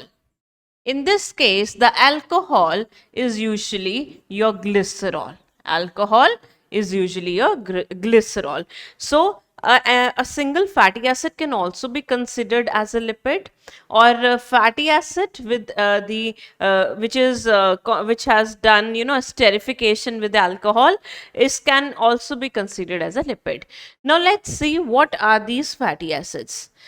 So fatty acids are like have long chain of carbon and COH attached to it. Like here you can see, this is one fatty acid known as palmitic acid. So it has a long chain of carbon. As you can see here, it has a long chain of carbon. This is its R group, and one COH is attached to it. If you can count, how many carbons does this fatty acid have? The name of fatty acid is palmitic acid. The total number of carbon is 14, 15 and 16. So it has total 16 carbons. Okay. Now, fatty acids are of two types. One is saturated, another is unsaturated. So, whenever you think of learning the saturated and unsaturated, imagine two lipids here. One for saturated, imagine ghee, right? You know what is a ghee, right? And imagine here about oils, like your refined oil or something, right? Any oil like mustard oil. Okay, so these saturated fatty acids are the one which do not have a double bond. So if I say palmitic acid is a saturated fatty acid, so this one, can you see here any double bonds? No, only single bonds are present, whereas in the unsaturated double bonds are present. If you know, when there is winter, the ghee gets solidify, right? Ghee gets solidify. Why? Because ghee have high melting point. It have high melting point, and this one have low melting point. So that's why this have high melting point. You need to give it more heat, and then you can liquefy it. And here you don't need to give a lot of heat. They have low melting point, so they will appear as a liquid even at room temperature. So what are the example? We have palmitic acid in saturated, stearic acid and arachidic acid. Palmitic acid have 16 carbons, stearic acid have 18 carbons and arachidic acid have 20 carbons. On the other hand, in unsaturated, we have 18 carbons, 18 carbons, 18. Oleic, linoleic, linolenic, all have 18 carbons. Then what's the difference? The difference is in the number of the double bonds. So oleic have only one double bond, linoleic have two double bonds, linolenic have three double bonds, and arachidonic is having like 20 carbons and it have four double bonds. So all those which have number of double bonds, you also consider them under PUFA. So the one which have 2, 3 and 4 double bonds, linoleic, linolenic and arachidonic. All these comes under the category of PUFA. That means poly means many. Unsaturated means double bond fatty acid. So they have number of double bonds. So that's why you call them as PUFA, polyunsaturated fatty acid. And this one is MUFA. What is MUFA? Monounsaturated fatty acid, because it has only one double bond. So if you'll see any whenever you eat something, okay, so the things you buy from outside, it contains or it's present in the form of packets, right? For example, you bought a packet of chips, or you bought a packet of some bhujia or something, right? So behind that, there is a rule that if anyone is selling a product which is eatable, especially the proprietary food, that means a ready-made food, they need to mention its nutritional information. Even if on the packet of Maggi, nutritional information is written behind it. So there you will see the MUFA and PUFA are also written, and that is important, and that tells about the calories also. So whenever you are eating something, do check the nutritional information. If it is rich in vitamins, rich in PUFA, it is rich in minerals, eat that thing, and if it does not have all those things, it has only like carbohydrates and bad fats, just avoid eating all those stuffs, right? And also check for the preservatives, especially when you have a lot of preservatives in food, avoid having that food. So that's why it is said now, always your mother says always eat things that are cooked in home and so on. So if you have seen this eating outside has been such a trend in our generation more. It was not in more in our father, mother, or grandmother's time. They don't eat from outside. They didn't eat from outside. They used to they cook food at home and they used to eat at home, and that's why they were more healthier and have a lot of power and strength than us, right? Okay, anyways, let's talk about the classification now. So if I classify the lipids, there are like around 3 types of lipid. One are simple lipids. Second are conjugated lipids or compound lipids. And the third is derived lipid. Third is derived lipid. Okay, so here in the first one, that is your simple lipids. Simple lipids are just made up of fatty acid plus alcohol. Okay, and we have 3 types of lipids here. First, we have true fats. Second, we have waxes, and then cutin suberin in case of plants. It's present in plants. So we'll not be discussing that in detail because I teaches zoology. Now, conjugated or compound, they have fatty acid plus alcohol with them, and along with the alcohol they have one group attached to it. If this group is phosphate, so here the lipid will be known as phospholipid. Okay, and then we have the derived one. These are not the esters of fatty acid and alcohol. They are the modified version of fatty acid. So here we have the 2 example. One is cholesterol, which comes into the category of steroids. So basically we'll write steroids here, which have one example, cholesterol, and second, prostaglandins.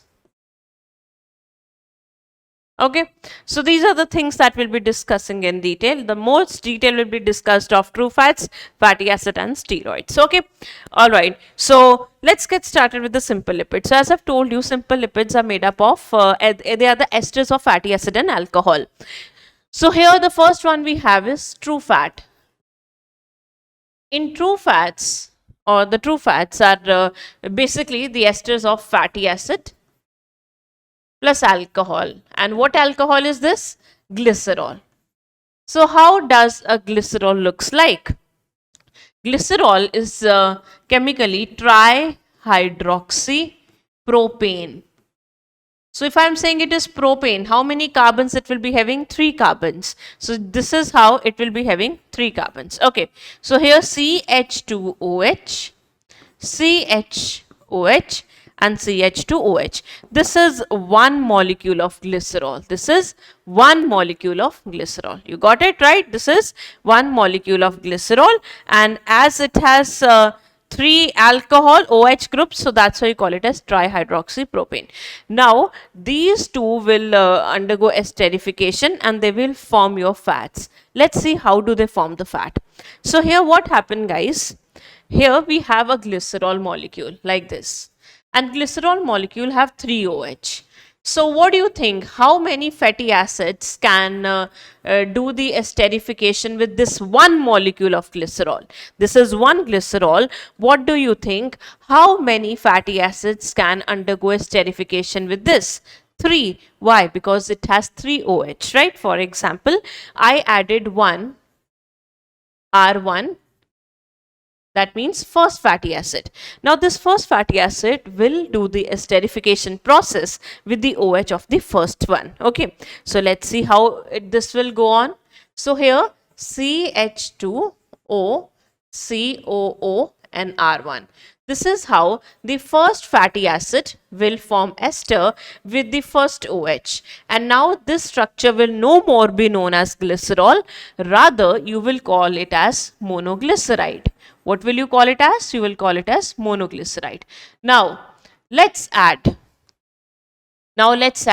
one more fatty acid. Now this fatty acid will do or ester will form ester bond with that. Now how the ester bond is formed? For example, this is OH, this is OH. You just need to remove water. As I've told you, always remove water in biomolecules to form a bond. Whether it is a glycosidic bond, whether it is a peptide bond, or whether it is the ester bond. Now here you can see easily the bond is going to be made. The first one is already forming the ester bond with the first fatty acid, and this one will form the ester bond with the second one. And now the structure is no more known as monoglyceride. Mono was the reason because it has only one ester bond. Now because it has formed two ester bond, this will be known as diglyceride. Now when the diglyceride is now going to react with the third fatty acid, now what will be formed? Let's see. Now the third carbon, third one will also form ester bond with the third OH right here. Here now the structure will be known as, most of you must have guessed it as well, triglyceride. So if someone asks you how many fatty acid do we need to make a triglyceride, you will say 3. And how many glycerol do you need to make one triglyceride? Just one glycerol. The same glycerol is going on. You don't need to take number of glycerol because one glycerol have 3 OH, right? And to one glycerol, 3 fatty acids can be attached. Again, now if someone asks you how many glycerol do you need to make one diglyceride, again 1. And how many fatty acid do you need to make one diglyceride, you will say 2. Again, how many glycerol do you need to make one monoglyceride? You will say 1. But how many fatty acid do you need to make one monoglyceride? Again, 1 fatty acid. So this is a very common question that can be asked in the exam. Even in this exam, a lot of questions have been asked from fatty acid. You won't believe there was a complete statement based question, and that contained around all the paragraph of the NCERT of lipids. Imagine. So they have asked about this they have mentioned one sentence that was what it is insoluble in water but soluble in inorganic solvent. Second statement was on the saturated and unsaturated one about the melting point. There was also another statement of palmitic acid, and there was a statement from this one also. Monoglyceride, diglyceride also, right? So since you sometimes you feel that from one topic only one question can be asked, that's true, but it may contain the entire aspect of that topic, right? So always read each and every line of NCERT very carefully. Okay, anyways guys, let's move forward. Let's talk about the compound lipids. So as you know about compound lipids, we are going to discuss only one in detail, as I've already mentioned. So here we are going to talk about phospholipid. So in the phospholipid, what phospholipid is made up of? Since it's a lipid, definitely it will be containing a fatty acid and a glycerol. That's why it's a true lipid, right? That's why it's a lipid. Fatty acid plus glycerol will definitely be there. Along with that, a phosphate group will be there. But there are certain structure who have this this structure which contains fatty acid, glycerol and phosphate, but along with that they can also contain an extra group, like sometimes the nitrogenous group, and sometimes a nitrogenous group can also be present. Let me give you an example of a phospholipid. So if you have read the that chapter cell and cell membrane, in cell membrane we have phospholipid, right? And you know that in phospholipid one molecule is hydrophobic and other is hydrophilic. Do you know that? For example, if this is the portion and this is the chain portion, this one is hydrophobic phobic, and this one is hydrophilic. So same the phospholipid we are talking about. This one is present in the cell membranes. Okay. So here the example that I'm going to discuss with you is lecithin. So lecithin, we have already discussed this also in the chapter breathing and exchange of gases. Lecithin is present in the cell membrane, and also it prevents collapse of alveoli. Prevents collapse of alveoli because it acts as surfactant. And what's the function of surfactant? Surfactant reduces surface tension. It reduces surface tension and prevents the collapse. Now this is the structure of lecithin. So lecithin contains a glycerol. This is very true. We have glycerol. It contains fatty acid. Let me mark it also. Yes, we do have fatty acids, 2 fatty acid. Now third is OH. Or the third OH. Okay, this first OH is conjugated with fatty acid, right, with the R group. Second one is also making ester bond with the another fatty acid. So first two OH are making normal ester bonds with the normal fatty acid with long R chains. Now the third one is also forming ester bond, but here this is not a normal fatty acid, rather this is phosphoric acid. This is phosphoric acid. So phosphoric acid is also the acid, and whenever OH and or we can say whenever alcohol and acid they form bond, that always will be the ester bond. Now this acid can be different. It can be a fatty acid, it can be a phosphoric acid as well. So here the third OH is forming the phosphoester bond. Okay, so this one is a phosphate bond form, but the bond is the ester bond only. So this is the entire structure of a phospholipid. Now, because this is a structure which is lecithin, it has an extra group. It has an extra group, and the name of this nitrogenous group is choline. So choline is a nitrogenous group present in the lecithin, right? So this entire structure is of a phospholipid which is attached to the extra group, which is the nitrogenous group. And this is how lecithin is so important, and this is how its structure looks like. So what kind of a question can be asked in the exam? They might give you this structure, you have to identify it. Okay, all right, so that's about your compound lipid. Let's talk about the derived one. In derived lipid, the first one that we have is steroids. Steroids. Okay, so steroids are not the esters of fatty acid and alcohol, rather they are the modified fatty acids, right? They are formed by the modification of fatty acid. They are modified fatty acid. So steroid is a very large class. Steroid is a very large class. Under steroid, the most common is sterols. The most common steroid is sterols.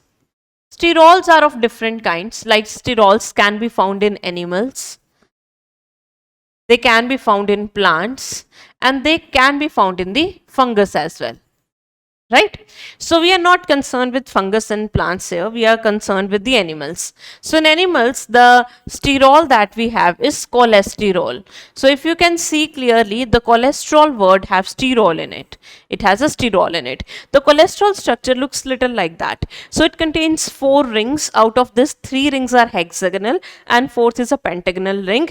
Here you have OH, which can be used for esterification, where sometimes it needs to get conjugated with the fatty acid, right? So yes, it do can, but the entire structure, it's not a, it's not a kind of another alcohol. Okay, so it's basically the modification of fatty acid only. So here we have a long chain also of carbons. So what's the use of cholesterol in your body? Now you must be thinking, no ma'am, this is bad, it causes us diseases.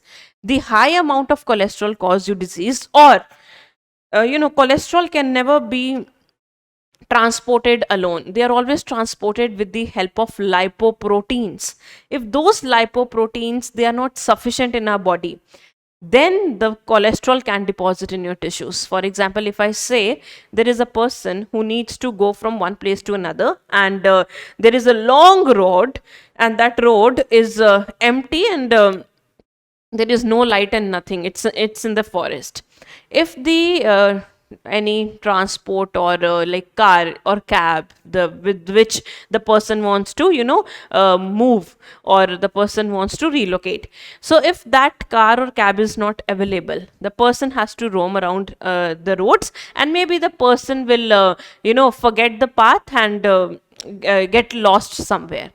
So that person is basically like cholesterol, and that car or cab are protein. So if proteins are present in sufficient amount, that person can be easily transported from one place to another.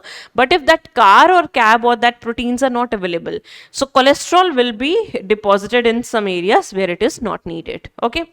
Now, so this cholesterol is present in your cell membrane, guys. Where it is present? In the cell membrane. It's a very important component of cell membrane. And this cholesterol is also used in the formation of number of substances like steroid hormones, estrogen, progesterone, testosterone. All these are formed from this. Also the formation of bile in the liver and vitamin D. So it also acts as a precursor of vitamin D. Cholesterol, right? So cholesterol is performing these much function. So this can also be act as it act as a fat also in your body.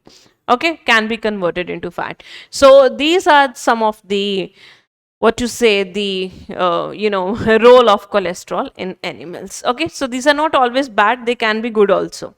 Now let's talk about the prostaglandins. Okay, so green. Let's talk about the prostaglandins. What are prostaglandins? They are also modifications of fatty acid. So they are also modified fatty acid.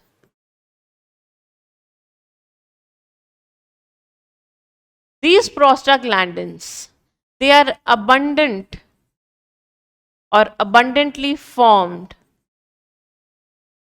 during menstruation and parturition. What is parturition, guys? Delivery of baby. So they are abundantly formed there, and they causes pain plus contraction of muscles. So whenever a female undergo menstruation, her muscles contract a little due to prostaglandins, and the layer endometrium, which is the innermost layer of the uterus, it comes out. Also, that's why the female also suffer from pain and cramps. So whenever there is inflammation, you also get pain. So wherever in your body you get the pain, prostaglandin is the one that causes it. Okay, so that's about the prostaglandin. This is also your one of a derived lipid. Let's solve this question. Dash has 16 carbons including carboxyl carbon. Simple palmitic acid. How many carbons are there in the palmitic acid? 16 including the carboxyl carbon. What is carboxyl carbon? COH. If it would have written excluding carboxyl carbon, then it would again be palmitic acid, and number should be written 15. Okay. All right. Next. Lecithin is a glycolipid, phospholipid, sterol, or simple lipid. It's not a simple lipid. In simple lipid, we have true lipids, waxes, right? In sterol, we have cholesterol. In glycolipid, we have fatty acid plus alcohol plus carbohydrate. These are also present in your cell membrane. So this is a kind of phospholipid. So answer to this question will be 2. Next. Identify the structure and find the correct statement. First, triglyceride made up of 3 glycerol and 3 fatty acid. Diglyceride made up of 1 glycerol and 3 fatty acid. Triglyceride made up of 1 glycerol and 3 fatty acid.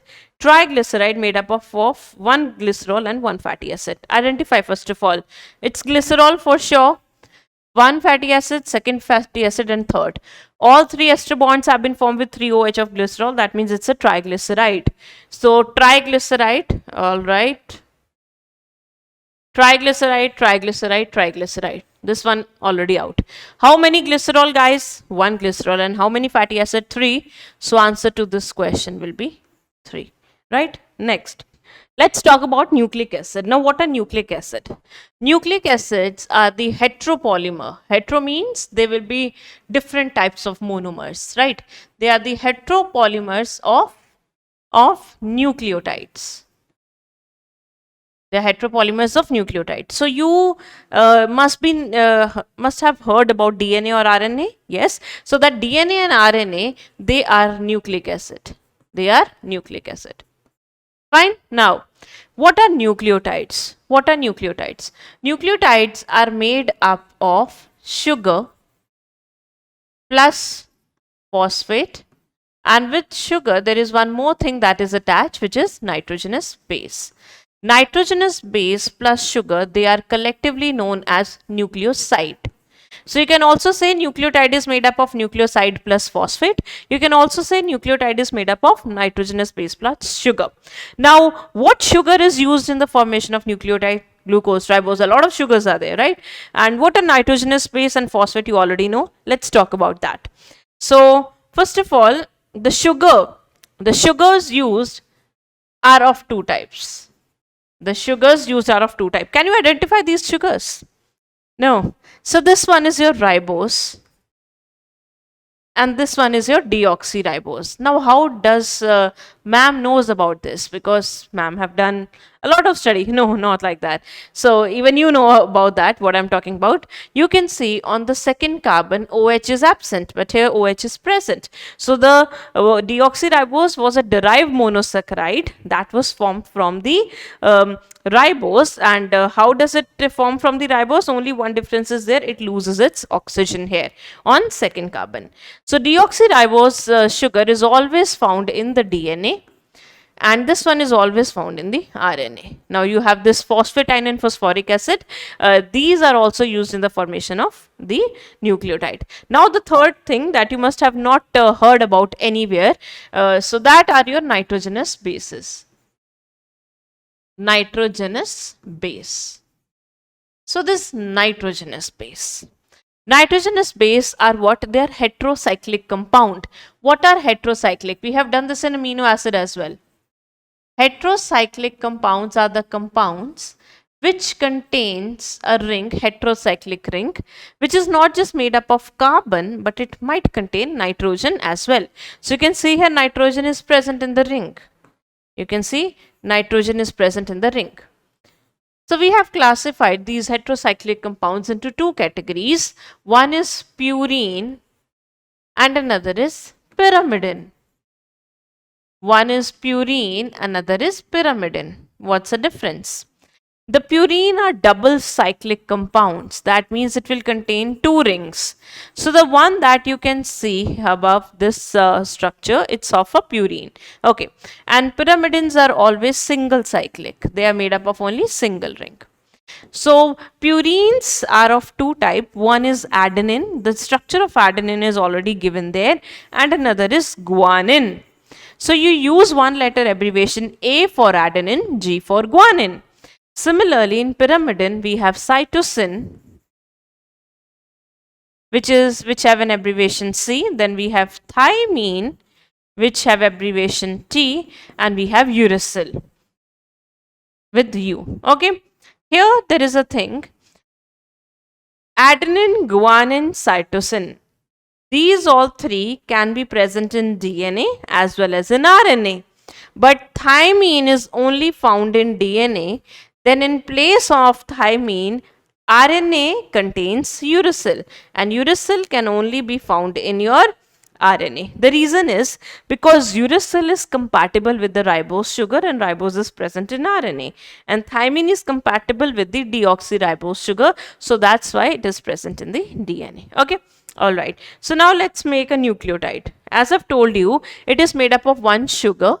Imagine this is your sugar. Alright, take it the ribose. Imagine this sugar, this one is your ribose sugar.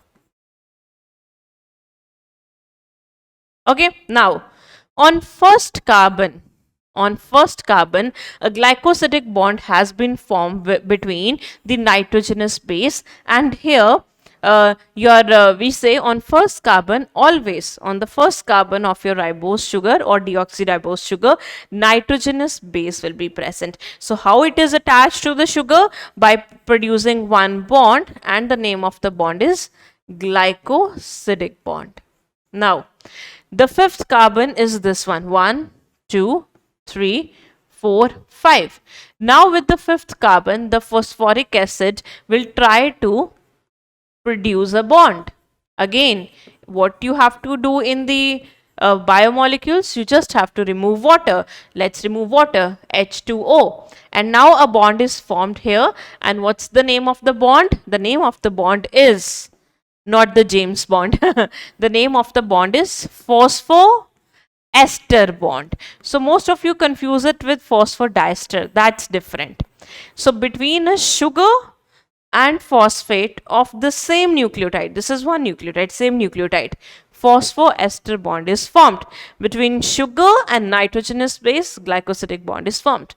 Now we have said that your DNA is a nucleic acid, and nucleic acid is a heteropolymer of nucleotide.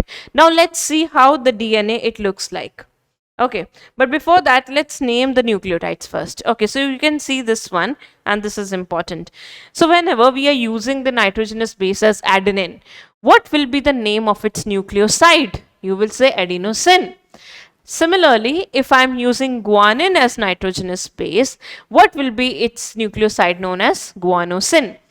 For example, if someone asks you a question, what are the components of guanosine? Then what will you say? You will process in your brain. Guanosine is a nucleoside, and nucleoside contains sugar and nitrogenous base. Okay, now what if I am making nucleotide and adding phosphate? Because this one will contain nitrogenous base plus sugar plus phosphate. This one will contain nitrogenous base plus sugar. Now because it has formed bond with an acid, it will be known as an acid.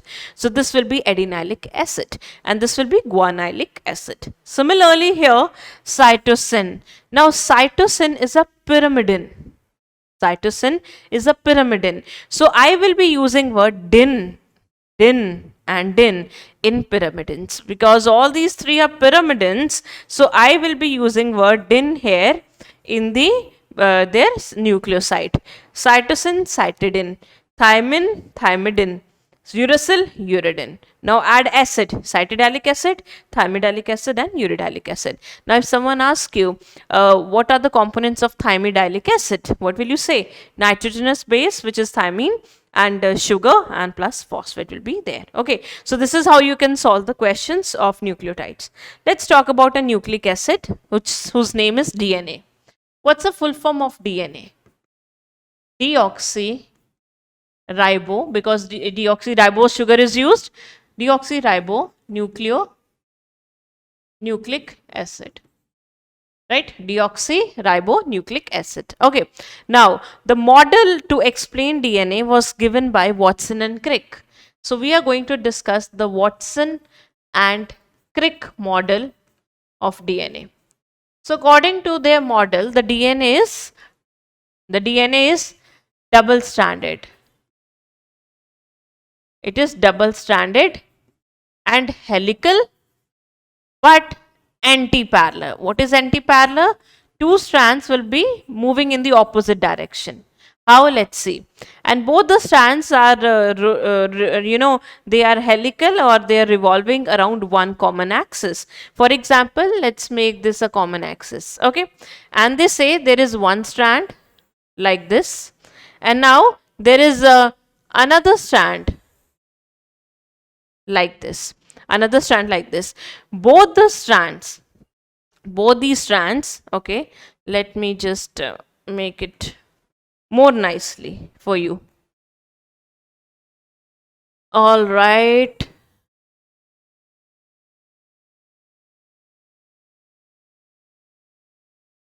Okay, now let's erase these. Okay. So these are two different strands, and it's helical, as you can see. It's helical, as you can see. Okay. So two strands, they are helical. Two strands, they are helical, and they're anti-parallel. How? We have marked them like this is the 5' end. This is the 3' end. So this one will be the 3' end of this one, and this is the 5' end of this one. And you always read from 5' to 3'. This is what is a rule.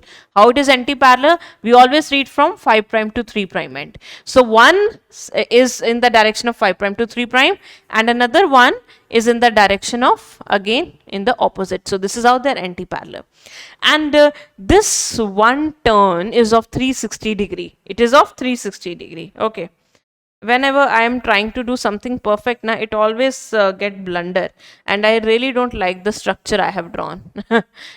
See, I don't really like the structure I have drawn, but I think you can understand. So here, this is one turn.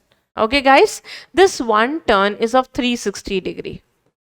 How? 180, 180. Okay, I'm not satisfied. Let me draw it again. Now you must be thinking, ma'am, what are you doing? It's okay, ma'am. Don't worry. Okay. Now it's little better. Okay, now this one turn is of 360 degree. This one turn is of 360 degree. This is one turn. One turn is of 360 degree. Now, how much is the length of the turn? How much is the length of a turn? It is 34 Armstrong. 34 Armstrong. Okay. Now, if I say in one turn, there are present total 10 pairs. Total 10 pairs of your nitrogenous base, or basically the nucleic acid. For example, if I say, so this is how these are present.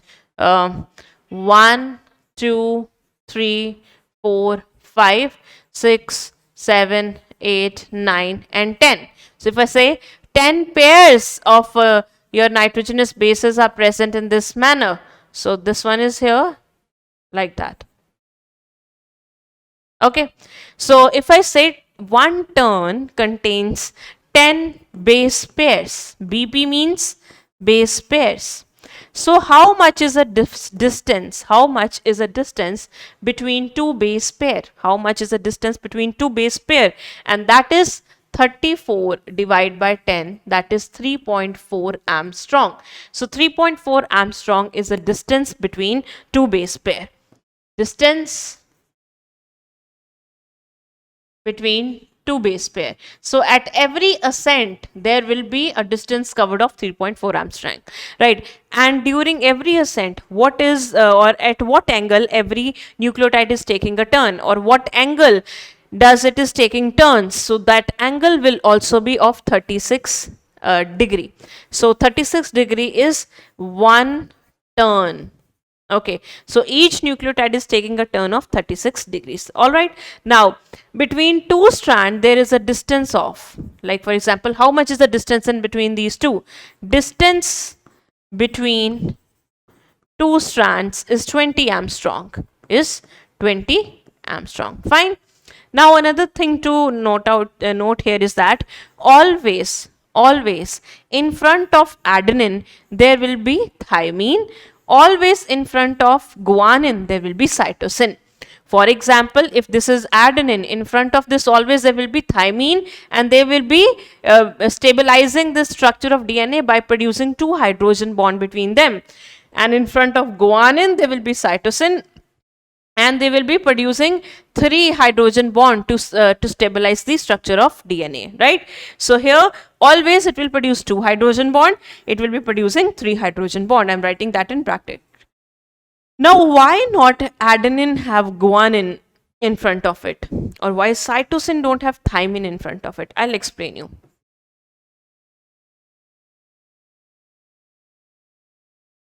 The reason is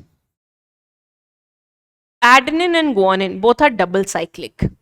If I keep adenine in front of guanine, both will be double cyclic. They will be heavier in their molecular weight, and they will not be compatible, and they cannot accommodate. So we want that the thickness remain the same. Okay, for example, I added here adenine is also double cyclic, guanine is also double cyclic, and here I added thymine and cytosine. Okay, so thymine and cytosine, they are single cyclic, so here the distance between both the these nucleotide will be less. but here the distance will be more, so that will become an uneven structure. But we want a similar, or nature wanted more stability, so for stability we want the same amount of distance between all the nitrogenous bases. Okay, so that's why there is 20 Armstrong distance. This is double cyclic, this is double cyclic, this is single, this is single. Simple. Okay, all right, now let's draw a molecular structure. So if we'll see what the backbone is made up of, for example, this was the entire structure. All right, so these were the nitrogenous bases. These are nitrogenous bases like adenine, these were nucleotides, and these are nitrogenous bases. You can see nitrogenous bases, they are hydrophobic and they are present in the inside of the structure, whereas the backbone is always made up of sugar and phosphate, right? Remember this one thing, the nitrogenous bases, they are hydrophobic. That means they have fear of water, so they are present towards inside, right? Whereas the backbone of the entire structure is made up of sugar phosphate. Now we have to see how the sugar phosphate is arranged. For that we need to understand the molecular structure. So for example, this is one nucleotide, one sugar. Because this is DNA, what will be the sugar? Deoxyribose. So here you have OH here. Here you don't have any OH. This is first carbon and this is carrying, for example, adenine. Okay, this was the fifth carbon, which is forming the phosphoester bond with the phosphate. This is how one nucleotide is. Right, just see it carefully, no doubt. I guess there will be no doubt if you know the structure of a nucleic acid and a nucleotide basically. Now, similar kind of a nucleotide will be present here also. As I have told you, the nucleic acid are the heteropolymer. They are the heteropolymer of nucleotide. So we need a number of nucleotide, and their nucleotide will be different. Why? Some may contain adenine, some may contain thymine, some may contain guanine. Okay, now here I have used adenine. Let's use guanine here. Okay, now on this one we have again a phosphate attached, OH and OH, and here we have OH. All right, now this is a pic, so listen to me very carefully. This is the one strand. This is the one strand. This is, we say it's double helical. There are two strands. This is just one strand. Now let's see how two nucleotides are attached. This is the first carbon. This is second, third, fourth, fifth. First, third, fifth. Now, first is already attached with the glycosidic bond, so you don't have to do anything with that. Now the third one, the third carbon, or the OH present at the third carbon of one nucleotide, or the first nucleotide, will form ester bond with the phosphate of the subsequent or the second nucleotide. OH on the third carbon of first nucleotide will be forming ester bond with the phosphate of the another or second nucleotide. So you just need to remove water. Let's remove water. So when you will remove water here, what will be formed, guys? What will be formed? An ester bond will be formed, because this was OH and this one is acid. So it will remove water and will form a bond. Now this bond is not phosphoester bond, rather this is the second ester bond formed, because first bond is this one. First phosphoester bond is this one. First phosphoester bond is this one. So this one will be second phosphoester bond. So you will name it as phosphodiester bond.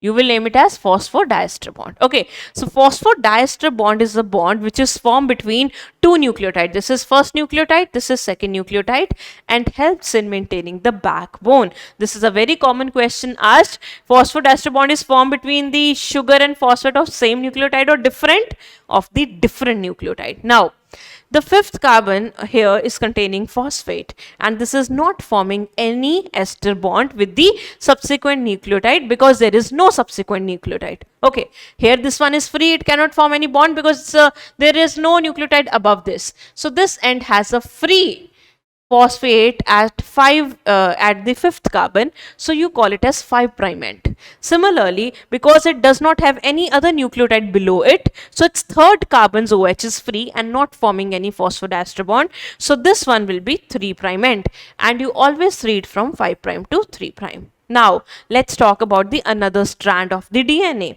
And this one is in anti-parallel direction. So, it will be something like that. Here, this is the first carbon with thymine. This is the first. Okay, first, second, third. Third have OH. This is fourth. And fifth have phosphate. Okay. Similarly, there will be a nucleotide present below this, like this. And here the first carbon will be having cytosine because it is guanine. And here there will be third OH and here CH2O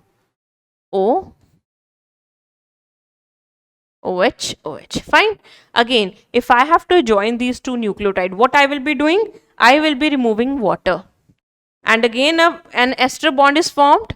That is your phosphodiester bond. Phosphodiester bond. Now again, let's mark their polarity here. On the third one, OH is free, not forming any phosphodiester bond. So this end will be the 3' end. Here phosphate is not forming any bond and this will be the 5' end, and you always read from 5' to 3'. Okay, so this is how their opposites stand. Adenine always form double hydrogen bond, guanine always form triple hydrogen bond.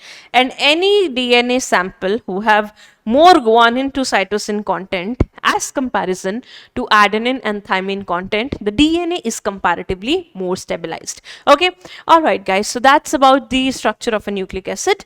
Let's move further and talk about the another nucleic acid, that is your RNA. Now what's the difference between DNA and RNA? The first of all full form ribonucleic acid, and this one does not contain any, first of all, deoxyribose sugar. It contains ribose sugar. Second, it will not contain thymine. It will be containing uracil. As comparison to DNA, this is one stranded, or you can also say it's single stranded. It is single stranded. Another point to note down here is that the RNA as comparison to DNA is little unstable. There are 3 types of RNA. One is mRNA. Second is rRNA. And third is tRNA. Now you must be wondering, ma'am, what's the full forms? Okay, let's see. M means messenger RNA. R means ribosomal RNA. And T means transfer RNA. You also call it as adapter. So RNA performs a very important function of protein synthesis. Okay, all right. So let's discuss the function, then I'll show you how do they do it. First of all, messenger RNA is the highly unstable, and their number is very less, and the most abundant out of all these 3 will be the rRNA. Okay, messenger RNA is the one that is carrying the information, genetic information from the DNA for protein synthesis. So this is the one that is coming out from the DNA and contains message or information or codons or codes of protein synthesis. This is the one which is the site of protein synthesis, because this is the one which will form ribosomes. Okay, so this is the site of protein synthesis. And this one, transfer RNA, it carries amino acid. It carries amino acid.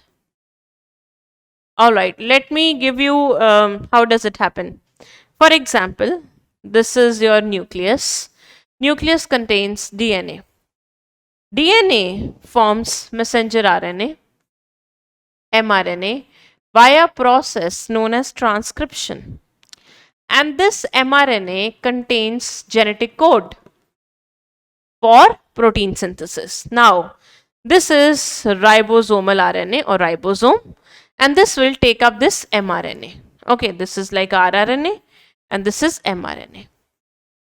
This contains the information for genetic code. Now, how does protein form? Protein is a chain of amino acid. So whenever, for example, if these are these amino acid, they sit on these sites and they are joined to each other by formation of bonds like this. But there must be something that will bring these amino acid. So who or which RNA bring the amino acid? For example, this is a tRNA. So tRNA or adapted RNA, it will bring amino acids from the surrounding or cytoplasm, and it will give the amino acid to the ribosome, and ribosome will make chain of them reading this information. It will, because this information will tell which amino acid will be present first and which will be present next, right? So this contains that information, and this is how the protein synthesis takes place. This is just a vague information about protein synthesis. The detail you will be doing in the class 12th. Okay, all right. So that's about nucleic acid, guys. Let's solve some question. For nucleic acid, the building block is a very simple nucleotide. Answer 1. Next, the bond between the phosphate and hydroxyl group of a sugar in a nucleic acid is peptide ester hydrogen glycosidic. Very simple question. Tell me, what bond is there between sugar and here phosphate? What is this bond? OH and phosphoric acid.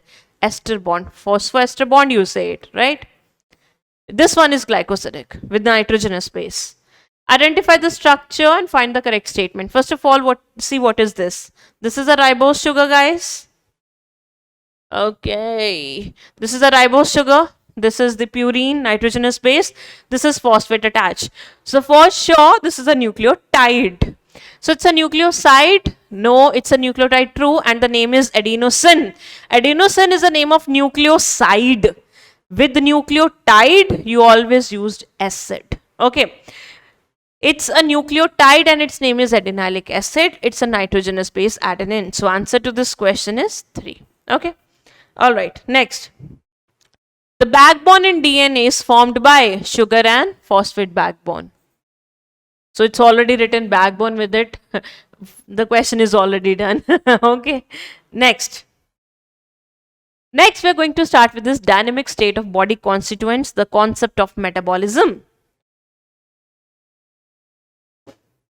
So we're going to start with enzymes now. So most of you, what you do, you generally skip these paragraphs. Don't you have to? They are also important. So here we are going to talk about metabolism first. So in this chapter, I've told you what is metabolism, sum total of all the chemical reactions. So here biomolecules are present in certain concentration expressed as moles or cells or moles per liter. One of the greatest discovery ever made was the observation that all these biomolecules have a turnover. This means that they are constantly being changed into some other biomolecule and also made from some other biomolecule. Very true. Okay, very simple thing that I'm trying to understand here, or trying to make you understand. For example, we have glucose. You all know glucose should be present in a particular concentration in the blood. If its concentration increases, that can be a disease. Okay, so this is first line says, all biomolecules are present in a certain concentration. Very true. Second thing, now this glucose will be converted into pyruvic acid. Pyruvic acid. This pyruvic acid will later be converted into CO2 and water and give you energy. So this is what we say during glycolysis, a number of steps takes place. Okay, so here we say every biomolecule have a turnover. What is turnover? That means it is converted into one form and one form will be converted into another. So for example, this is a substrate, enzyme will work and it will become the product, and later on the product will then become a substrate and it will form other product. So we say every biomolecule is not just sitting in your body, it's constantly being converted into the another. This is what turnover is. This is what turnover is, right? So everything is present in two form. The chemical reactions are present in two form. They can be like linear reactions like that. Okay, like glycolysis is a linear kind of reaction. Some reactions can be circular, like A give rise to B, give rise to C, C give rise to D, and D form again A. So they are like cyclical reaction. Okay, so for example, Krebs cycle. Krebs cycle is the example of cyclical reaction. So both type of reactions are going on in your body, and they are constantly turning one things into the another, and that's turnover. It's turning one thing into the another. Now, metabolic pathways are the pathways that are used in the metabolism. Okay, so they can be of two type. One is anabolic, and another is catabolic pathway. So anabolic pathway is a constructive pathway. What pathway, guys? Constructive. That means it will be forming some things. Catabolic is the one which is destructive pathway. It will be destroying some things. It will be breaking something. Very simple, like a lot of glucose will join to become glycogen. And if the reverse takes place, the glycogen break down into glucose, and glucose breaks down into pyruvic acid. So everything is breaking down here to give energy. That's a catabolic reaction. Again, in the liver, from acetic acid, you can make cholesterol. So here you are building things. From monomers might be you will form polymers, but here from polymers you are converting into monomers, and monomers are later also destroyed. So that's the catabolic pathway. In catabolic pathway, always energy is released. Energy is released, and here energy is used because you are forming bond. And here you are destroying bond, and energy is always present in the bonds, right? And whenever you break the bond, energy will be released. All right, so let's move further and talk about the living state. What is a living state? We always say something is living, and for example, our living cells are living. How? We say living state is a non-equilibrium steady state to be able to perform work. If I'm talking about living state in terms of metabolism, to prove something is living, there are different types of concepts, right? When I'm talking about metabolism, I say that living state is in a non-equilibrium state, steady state to be able to perform work. First of all, what is a steady? That everything is in the fixed concentration. Everything is present in the form of fixed concentration. Non-equilibrium. First of all, what is equilibrium? In equilibrium, we say A gets converted into B and the process is reversible. And when something is reversible, we say that no work is done in equilibrium. All right. For example, I'm giving you a very simple example in terms of biology. Sucrose is a sugar which is made up of glucose and fructose. Right? So if I will use an enzyme which will break glycosidic bond between these two, that is enzyme sucrase.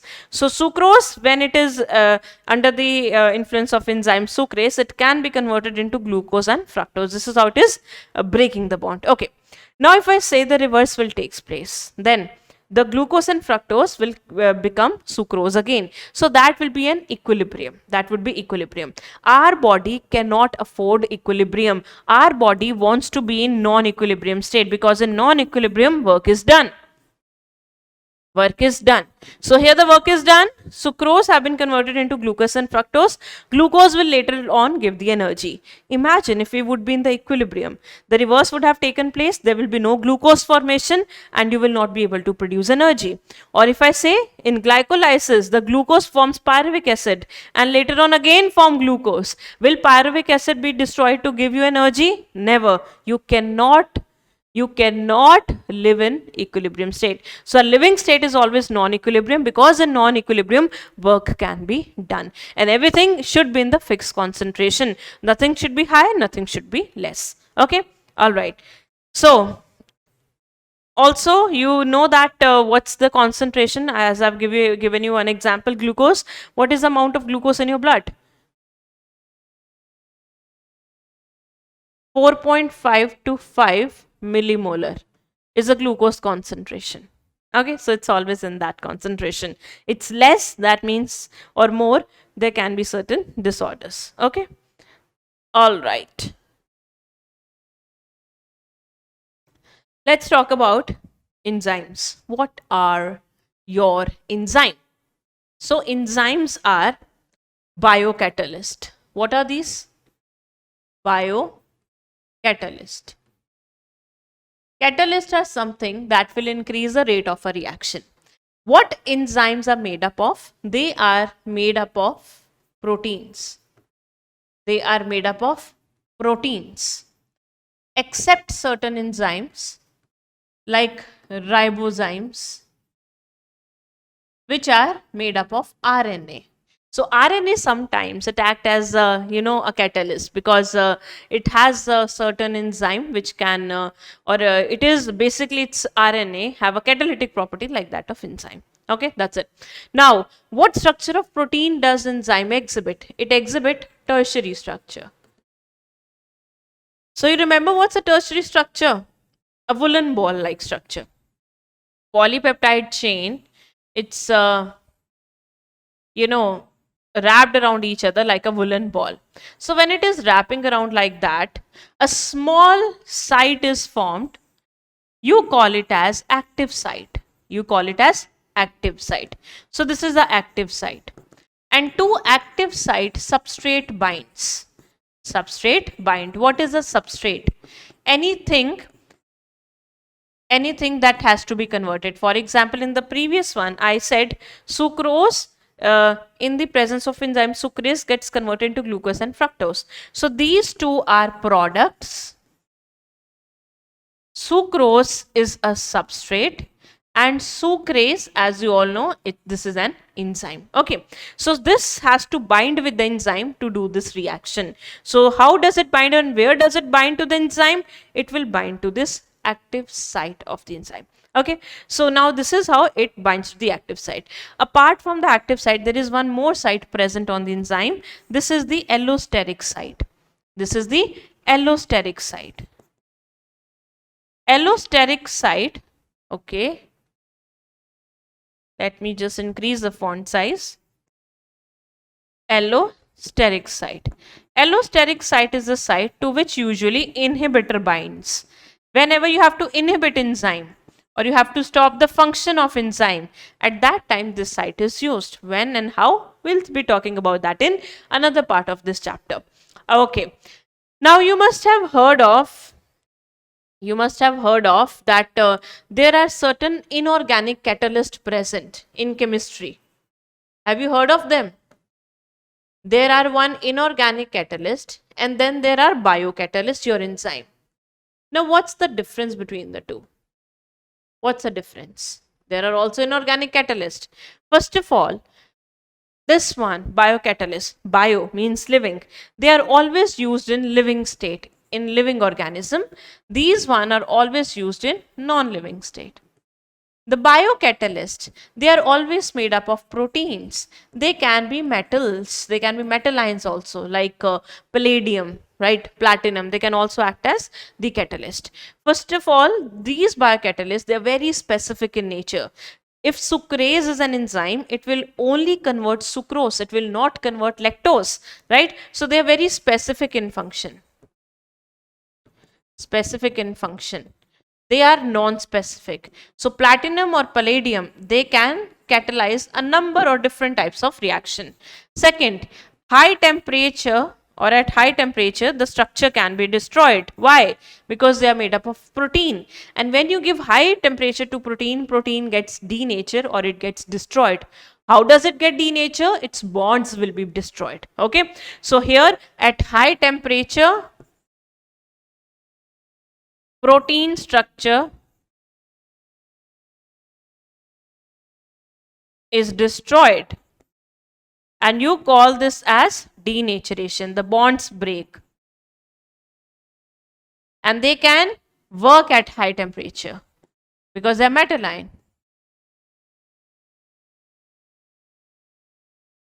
All right, but there are certain exceptions here. There are certain enzymes which can survive high temperature, except thermophilic bacteria. Thermophilic bacteria are the bacteria that lives in hot springs. You know what are hot springs? Usually in the mountain areas or near the volcanoes, there are certain small ponds like structure or rivers which have very hot water in them. They are hot springs, and around that there is, flora and fauna, and that is, the one which loves heat and they can survive heat. So here there are certain bacteria, thermophilic bacteria. They can survive in hot springs. Why? Because they have certain enzymes that can work at that temperature around 96 degrees Celsius as well. So that's an exception. Okay. Anyways, let's talk about the chemical reaction. Now, what are these chemical reactions? So, the chemical reactions. Chemical reaction, you have heard a lot about them. You must have heard a lot about them in the chemistry. So, they are of two types. One are inorganic, which you do in chemistry. Another are organic reaction. So the one which you generally do in chemistry as well, but most of them, they belongs to biology. Okay. So one such reaction in a body that's going on right now while you are studying is CO2 is getting reacted with water and forming carbonic acid. And then this will later on form the H positive ion and HCO3 negative ions that we do in the, which we have already done this in the breathing and exchange of gases as well. So here this reaction needs an enzyme, because without enzyme the reactions, they can be really very slow, because the enzyme, they increase the rate of reaction. Okay. So here also you need the same enzyme. So if I do the same reaction without the enzyme, so around 200 molecules of carbonic acid will be formed per hour. But if I do this in the presence of enzyme, around 6 lakh molecules will be formed in a second or per second. See how much difference it has created. So technically we say that it is increasing the rate of reaction. Now what is the rate of reaction? Product per unit time. That means now it is producing more product with respect to the time. You can also call the rate of reaction as velocity if you know the direction of the reaction. You know it is going into a certain direction. So we can use this word velocity as well. Now let's see, how does enzyme work? How does it work? So for example, this is the enzyme and this is the active site of the enzyme. A substrate comes or it arrives. Let me give you an example of substrate, sucrose. An enzyme is sucrase. So when the substrate will arrive, it will bind to the enzyme and they will form enzyme substrate complex. And this type of a state will be called a transition state. That means it will come for a shorter duration of time. It will be highly unstable, because then it will form or it will get converted into the next state, that is enzyme product complex. In this state, the bonds can either be formed or they can be broken. For example, sucrose have to get broken into glucose and fructose. That is a product. And now enzyme product complex will form, and later on the product will be released and enzyme will be reused again. This is how enzyme function, right? This is how from outside it looks, how it binds to the substrate and then convert it into. But now technically what is enzyme doing? There is one energy known as activation energy. Activation energy is the energy that you need to start a chemical reaction. So what is activation energy? Energy that we need to start a chemical reaction. It's the energy that we need to start a chemical reaction. So without this energy, the compounds, they cannot come together. For example, if I say you want to react CO2 and water and they're at a high energy state, they're moving here and there. What if enzyme comes and bring them close together? So that means it is making things easier for both the substrate. How? Because now both the molecule will need less energy to make the bonds, and that energy is activation energy. So you can see here, this is substrate, this is product, this is progress of reaction, and here is energy. You can see substrate is at higher energy level, product is at lower energy level. So when you are doing the same reaction in the absence of enzyme, you can see this much energy is required. Okay, for example, this is 0, this is, imagine this is 400. So around 400 kilocalorie of energy is required. Just vague, I'm giving you vague figures, okay. Now, if I do the same reaction in the presence of enzyme, maybe only 150 kilocalorie of energy is required. Okay, so basically what enzyme is doing is enzyme lowers the activation energy barrier. Enzyme lowers the activation energy barrier. Activation energy barrier. Okay. Now, what is the transition state? A state where the bonds are broken down. Second thing, here you can see the substrate is at higher energy level, product at lower. From here you got to know when substrate is converting into product, the energy is released. That's why the product is at low energy level. So whenever the product is at low energy level, this kind of reaction are exothermic because the energy has been released. If product is at high energy level, imagine the opposite would have taken place. For example, this is substrate, product would have been here at higher energy. Then the reaction would be endothermic. Why? Because substrate was at lower energy. When it got converted into product, it took a lot of energy and it gets at higher energy level. Okay, so that's how the enzymes work, guys. Now, what are the factors that affect the enzyme activity? First is temperature, second is pH, third is substrate concentration, fourth are inhibitors. First is temperature. How temperature affect the enzyme activity? Imagine the temperature is higher. If you increase the temperature, then the denaturation can take place. What is denaturation? Breakdown of proteins. Enzyme will no longer can function. But when you reduce the temperature, the enzyme gets inactive. Let me give you an example. Why do we keep things in refrigerator? So that there will be low temperature, and at that temperature no bacteria can function properly because their enzymes will be inactive and food will not go stale, right? Now, so if you can see in this graph, this axis we have enzyme activity, at this we have temperature. You can see there here the enzyme activity is higher. Now, at which temperature the enzyme activity is higher? For an example, for an instance, take it 0, take it 7, and this one is around say 2. Okay, so at 2 pH, okay, so that's the temperature. I'm really sorry. Take it around 0, take here as 97 and take here as 36. Okay, so you can see at 36 degree temperature, the enzyme activity is higher. Okay, so from here you got to know that this 36 degrees Celsius is the optimum temperature. This is the optimum temperature because here your enzyme activity is higher. Same you can do it for the pH. Like in pH, here also we have enzyme activity. Imagine this is the 2 pH and these enzymes are the gastric enzyme. We say that gastric enzymes function at low pH. So for them, this will be the optimum pH. So at optimum pH, the enzyme work in a better manner, just like optimum temperature. Third factor is substrate concentration. How does substrate concentration affects the enzyme activity? Let's take an example. For example, this is enzyme 1, 2, 3, 4, 5, 6. You have 6 enzyme and you started increasing the substrate concentration. I added substrate. So for example, here the substrate adds or it will bind to the enzyme. My graph will go something like this. I added more substrate, my graph will go something like this. I added more substrate, my graph will move further. And here you can see out of 6, 3 molecules of enzyme have been attached with the substrate. That means then they will form the product. So I will say half of my reaction has been done here, which is Vmax by 2. Now I added more substrate, more reaction, more substrate, more reaction, more substrate, more reaction.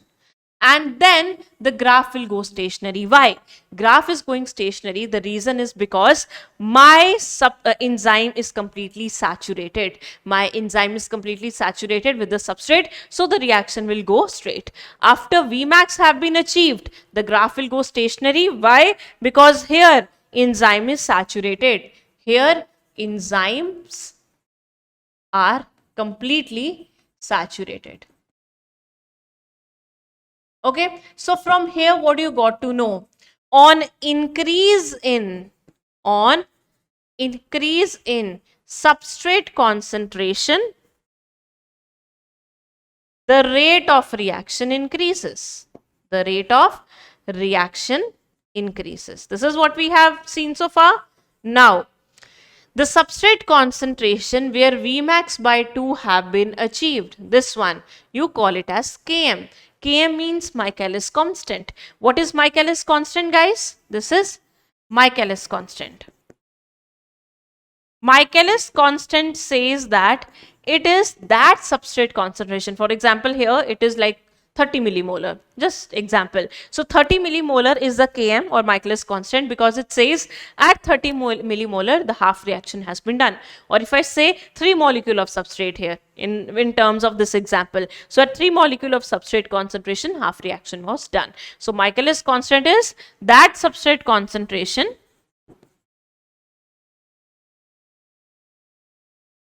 where Vmax by 2 is achieved or half of the reaction is done. Alright, so this is how the substrate concentration can also affect the enzyme activity. Next is inhibitor. What are inhibitors? These are something or these are substances that reduces Vmax. That reduces Vmax or rate of reaction. So they are doing opposite. Substrate concentration, if you increase it, they will increase rate of reaction. If you will increase them, they will decrease the rate of reaction. So the function, what inhibitors does, you call it as inhibition. What is inhibition? The function which is performed by inhibitors. That means inhibiting enzyme activity. Inhibition is of two types. One is competitive. Another is non-competitive. Let's see, what does it mean? In competitive inhibition, the fight is going on between inhibitor and substrate. For example, if I say this is the enzyme, this is the active site. Okay, here this is how the substrate looks like, and this is how the inhibitor looks like. This is inhibitor, this is substrate. Now, because both have these similar kind of shapes, both can attach to the active site of the enzyme. Inhibitor have more affinity, so it can easily attach, and substrate will not be able to attach. So if substrate is not able to attach, product will not be formed and rate of reaction is not achieved. This is what we say. But what if I increase the army of substrate? Now substrate will push back the enzyme, and substrate will now bind to the active site of enzyme. Okay, so on increasing the concentration of substrate, I can pull away the inhibitor from active site and my rate of reaction can be resumed. So what happens when you draw a graph of competitive inhibition? This is what we draw in a normal graph like this. Here we have Vmax, here we have Vmax by 2. This is the graph formed when you are not doing or you are not using any inhibitor. This is Km. Okay, but when competitive inhibitor comes, at that time you need to increase the substrate concentration so that the rate of reaction can be increased. Now the graph will be something like that. You will reach Vmax, but when will you reach? When you will increase substrate concentration. Earlier at 3 molecules, the half of the reaction was done, like here. Okay, like here on 3 molecule, half of the reaction was done. But now I need to increase the concentration of substrate. Now imagine at 6 molecule, half of the reaction is going to be done. So here in a way, my Km of the this reaction will increase. Because what is Km? That substrate concentration where half of the reaction is done. But now because I have to increase the army of substrate, so that inhibitor should go away. So here both inhibitor and substrate, they're fighting for active site. So to pull away or push away the inhibitor, I need to increase the substrate concentration to reach the Vmax of the reaction. So when I'm doing so, my substrate concentration is increasing and my Km will also increase. So here the substrate and inhibitor fights for active site. Okay, and second thing, in this reaction, Km will increase, whereas Vmax will remain constant. Vmax will remain constant. Let me give you an example. So we have an enzyme, succinic dehydrogenase. We have an enzyme, succinic dehydrogenase. Its normal substrate is succinic acid. Its normal substrate is succinic acid, right? And its inhibitor is malonate. So if some malonate will come here, succinic acid's concentration will be increased, or we will, if increase, we'll increase it, and that can push away or pull away the malonate. All right. Another examples of competitive inhibition. In competitive, we have some more examples. So one we have done. Another example is methanol poisoning. In methanol poisoning, what happened? Generally, people drink ethanol, which is alcohol. But if anyone accidentally drinks the methanol, then you can add ethanol to the person's body so that methanol should not bind to the enzyme. So what happened? When someone drinks methanol, methanol will be, all right, my pen drops. So methanol will be converted into some poisonous material by the enzyme alcohol dehydrogenase. All right, that's why it's not ethanol poisoning, it's methanol poisonase. This is the enzyme in liver which will convert methanol, which is the alcohol, into an aldehyde. And that aldehyde of methanol is very poisonous. So what we do in that case, we added the, we have, imagine one acting as inhibitor, other acting as substrate. Okay, so we are treating methanol as an inhibitor. And now we will increase the substrate concentration, that is ethanol. And now ethanol will push away the methanol and it will bind to alcohol, and methanol will then be removed from the body. Right? This is what is the example of competitive inhibition. So third example is the bacterial pathogen. In bacterial pathogen, we use sulfur drugs. Sulfur drugs. So sulfur drugs are also used as a substrate, which can be which can be used to kill the pathogens. How? Imagine this is bacteria. Bacteria need folic acid. What does it need? Folic acid for its living. It cannot take it from the outside environment. It uses a substrate and enzyme to convert it or to form it. It will use a substrate, PABA, and enzyme E to form its product, folic acid. If you will somehow inhibit the enzyme so that no folic acid should be produced, the bacteria can die. So what we give them? We give them this inhibitor, which is sulfur drugs. Okay, so you are increasing the concentration of sulfur drugs so that PABA will not be able to bind, and this is how folic acid cannot be formed and bacteria will die. Okay, this is how competitive inhibition is. About non-competitive. So here the substrate and inhibitor were fighting for the active site. Here it is not fighting for active site. Here the inhibitor binds to allosteric site. Inhibitor binds to allosteric site. This is active site to which substrate bind. Inhibitor, this binds to allosteric site. Now what or how this graph will be formed? Imagine this is how you have formed the graph when there was no inhibitor.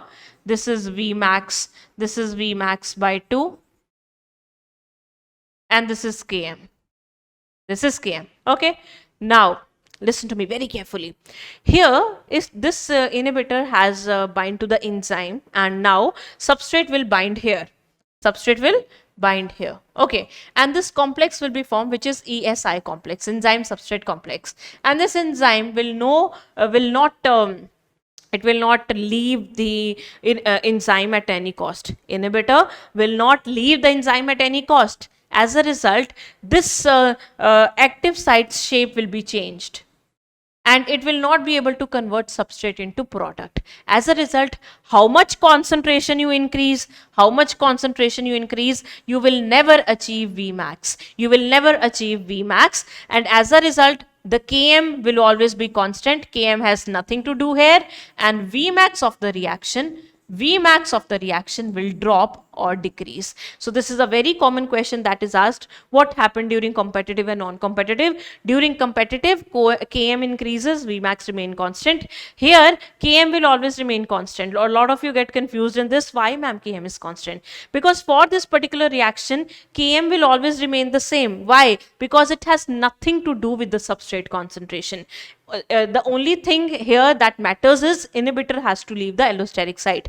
Even if you are increasing the substrate concentration, active site is not capable to take it. Okay, so here the example is cyanide poisoning. So cyanide is a poison that inhibit the mitochondrial enzymes. So that's about the inhibition, guys. Let's talk about classification and nomenclature of enzyme. First of all, we'll talk about the classification. We have divided the enzyme into classes, which are further divided into 4 to 13 subclasses. You have to learn all the classes in this sequence. First is oxidoreductases, second transferases, third hydrolases, fourth lysis, fifth and sixth are on next page. Okay, so how many total classes? 6. How many subclasses? 4 to 13.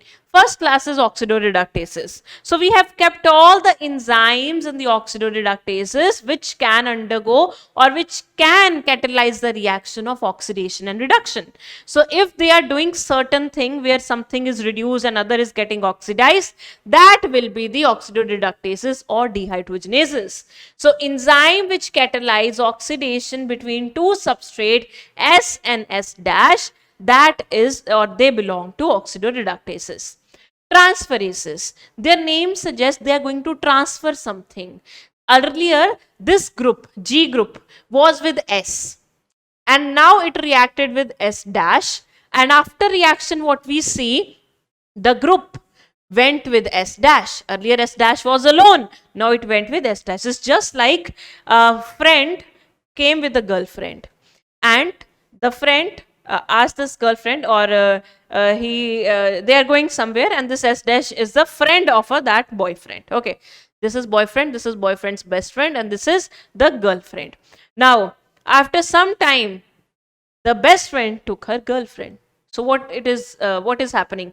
Transferring of the girlfriend from one friend to the another, right? So that's and this is how there is the transferases work. Okay, so transferases, the enzyme catalyzing a transfer of group G other than the hydrogen. If it is doing the hydrogen change or transfer, that will be the category of oxidoreductases between a pair of substrate S and S dash. Hydrolases, hydro means water. Now, on addition of water, they will be breaking bonds, right? They will be breaking bonds. Like, guys, sucrase, okay?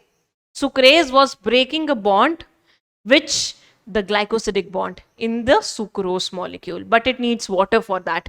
Enzyme catalyzing hydrolysis of ester, ether, peptide, glycosidic, CC, C halide and PN bonds, and all these bonds can be broken by that. Now lyases. Lyases are also breaking bonds. Then how they're different from hydrolases? They do not need water. They do not need water. If they're not needing water, then when the reaction will be completed, some molecules will contain double bonds.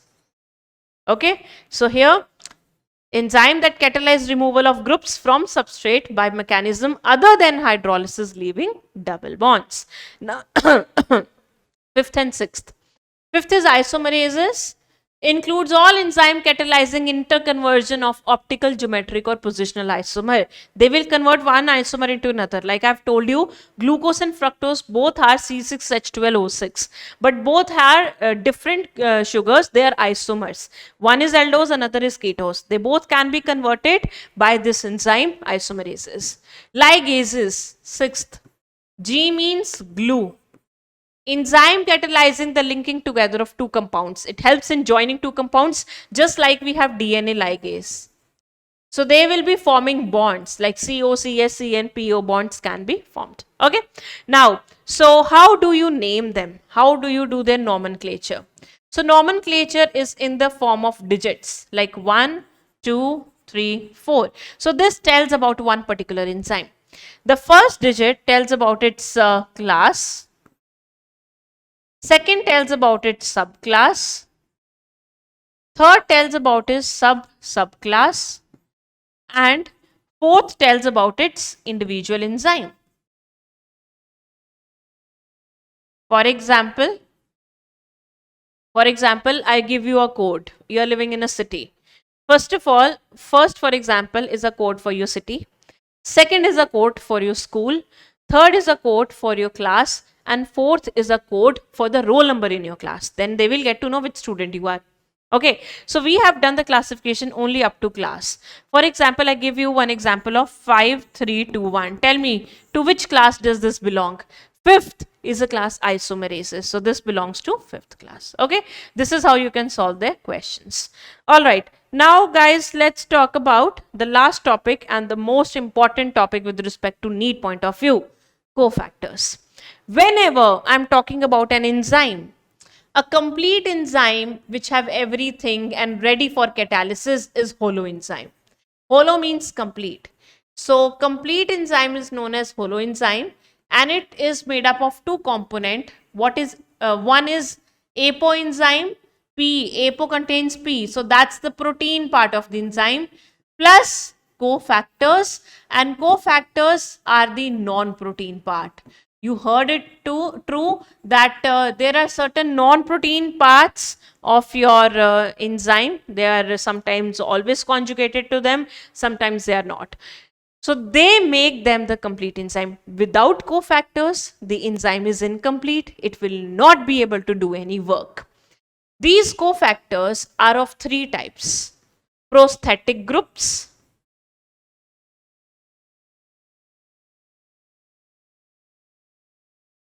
coenzymes, and metalines. These prosthetic groups, these are usually attached to the protein part very tightly, right? So they are tightly bonded. They are tightly bonded to the apoenzyme.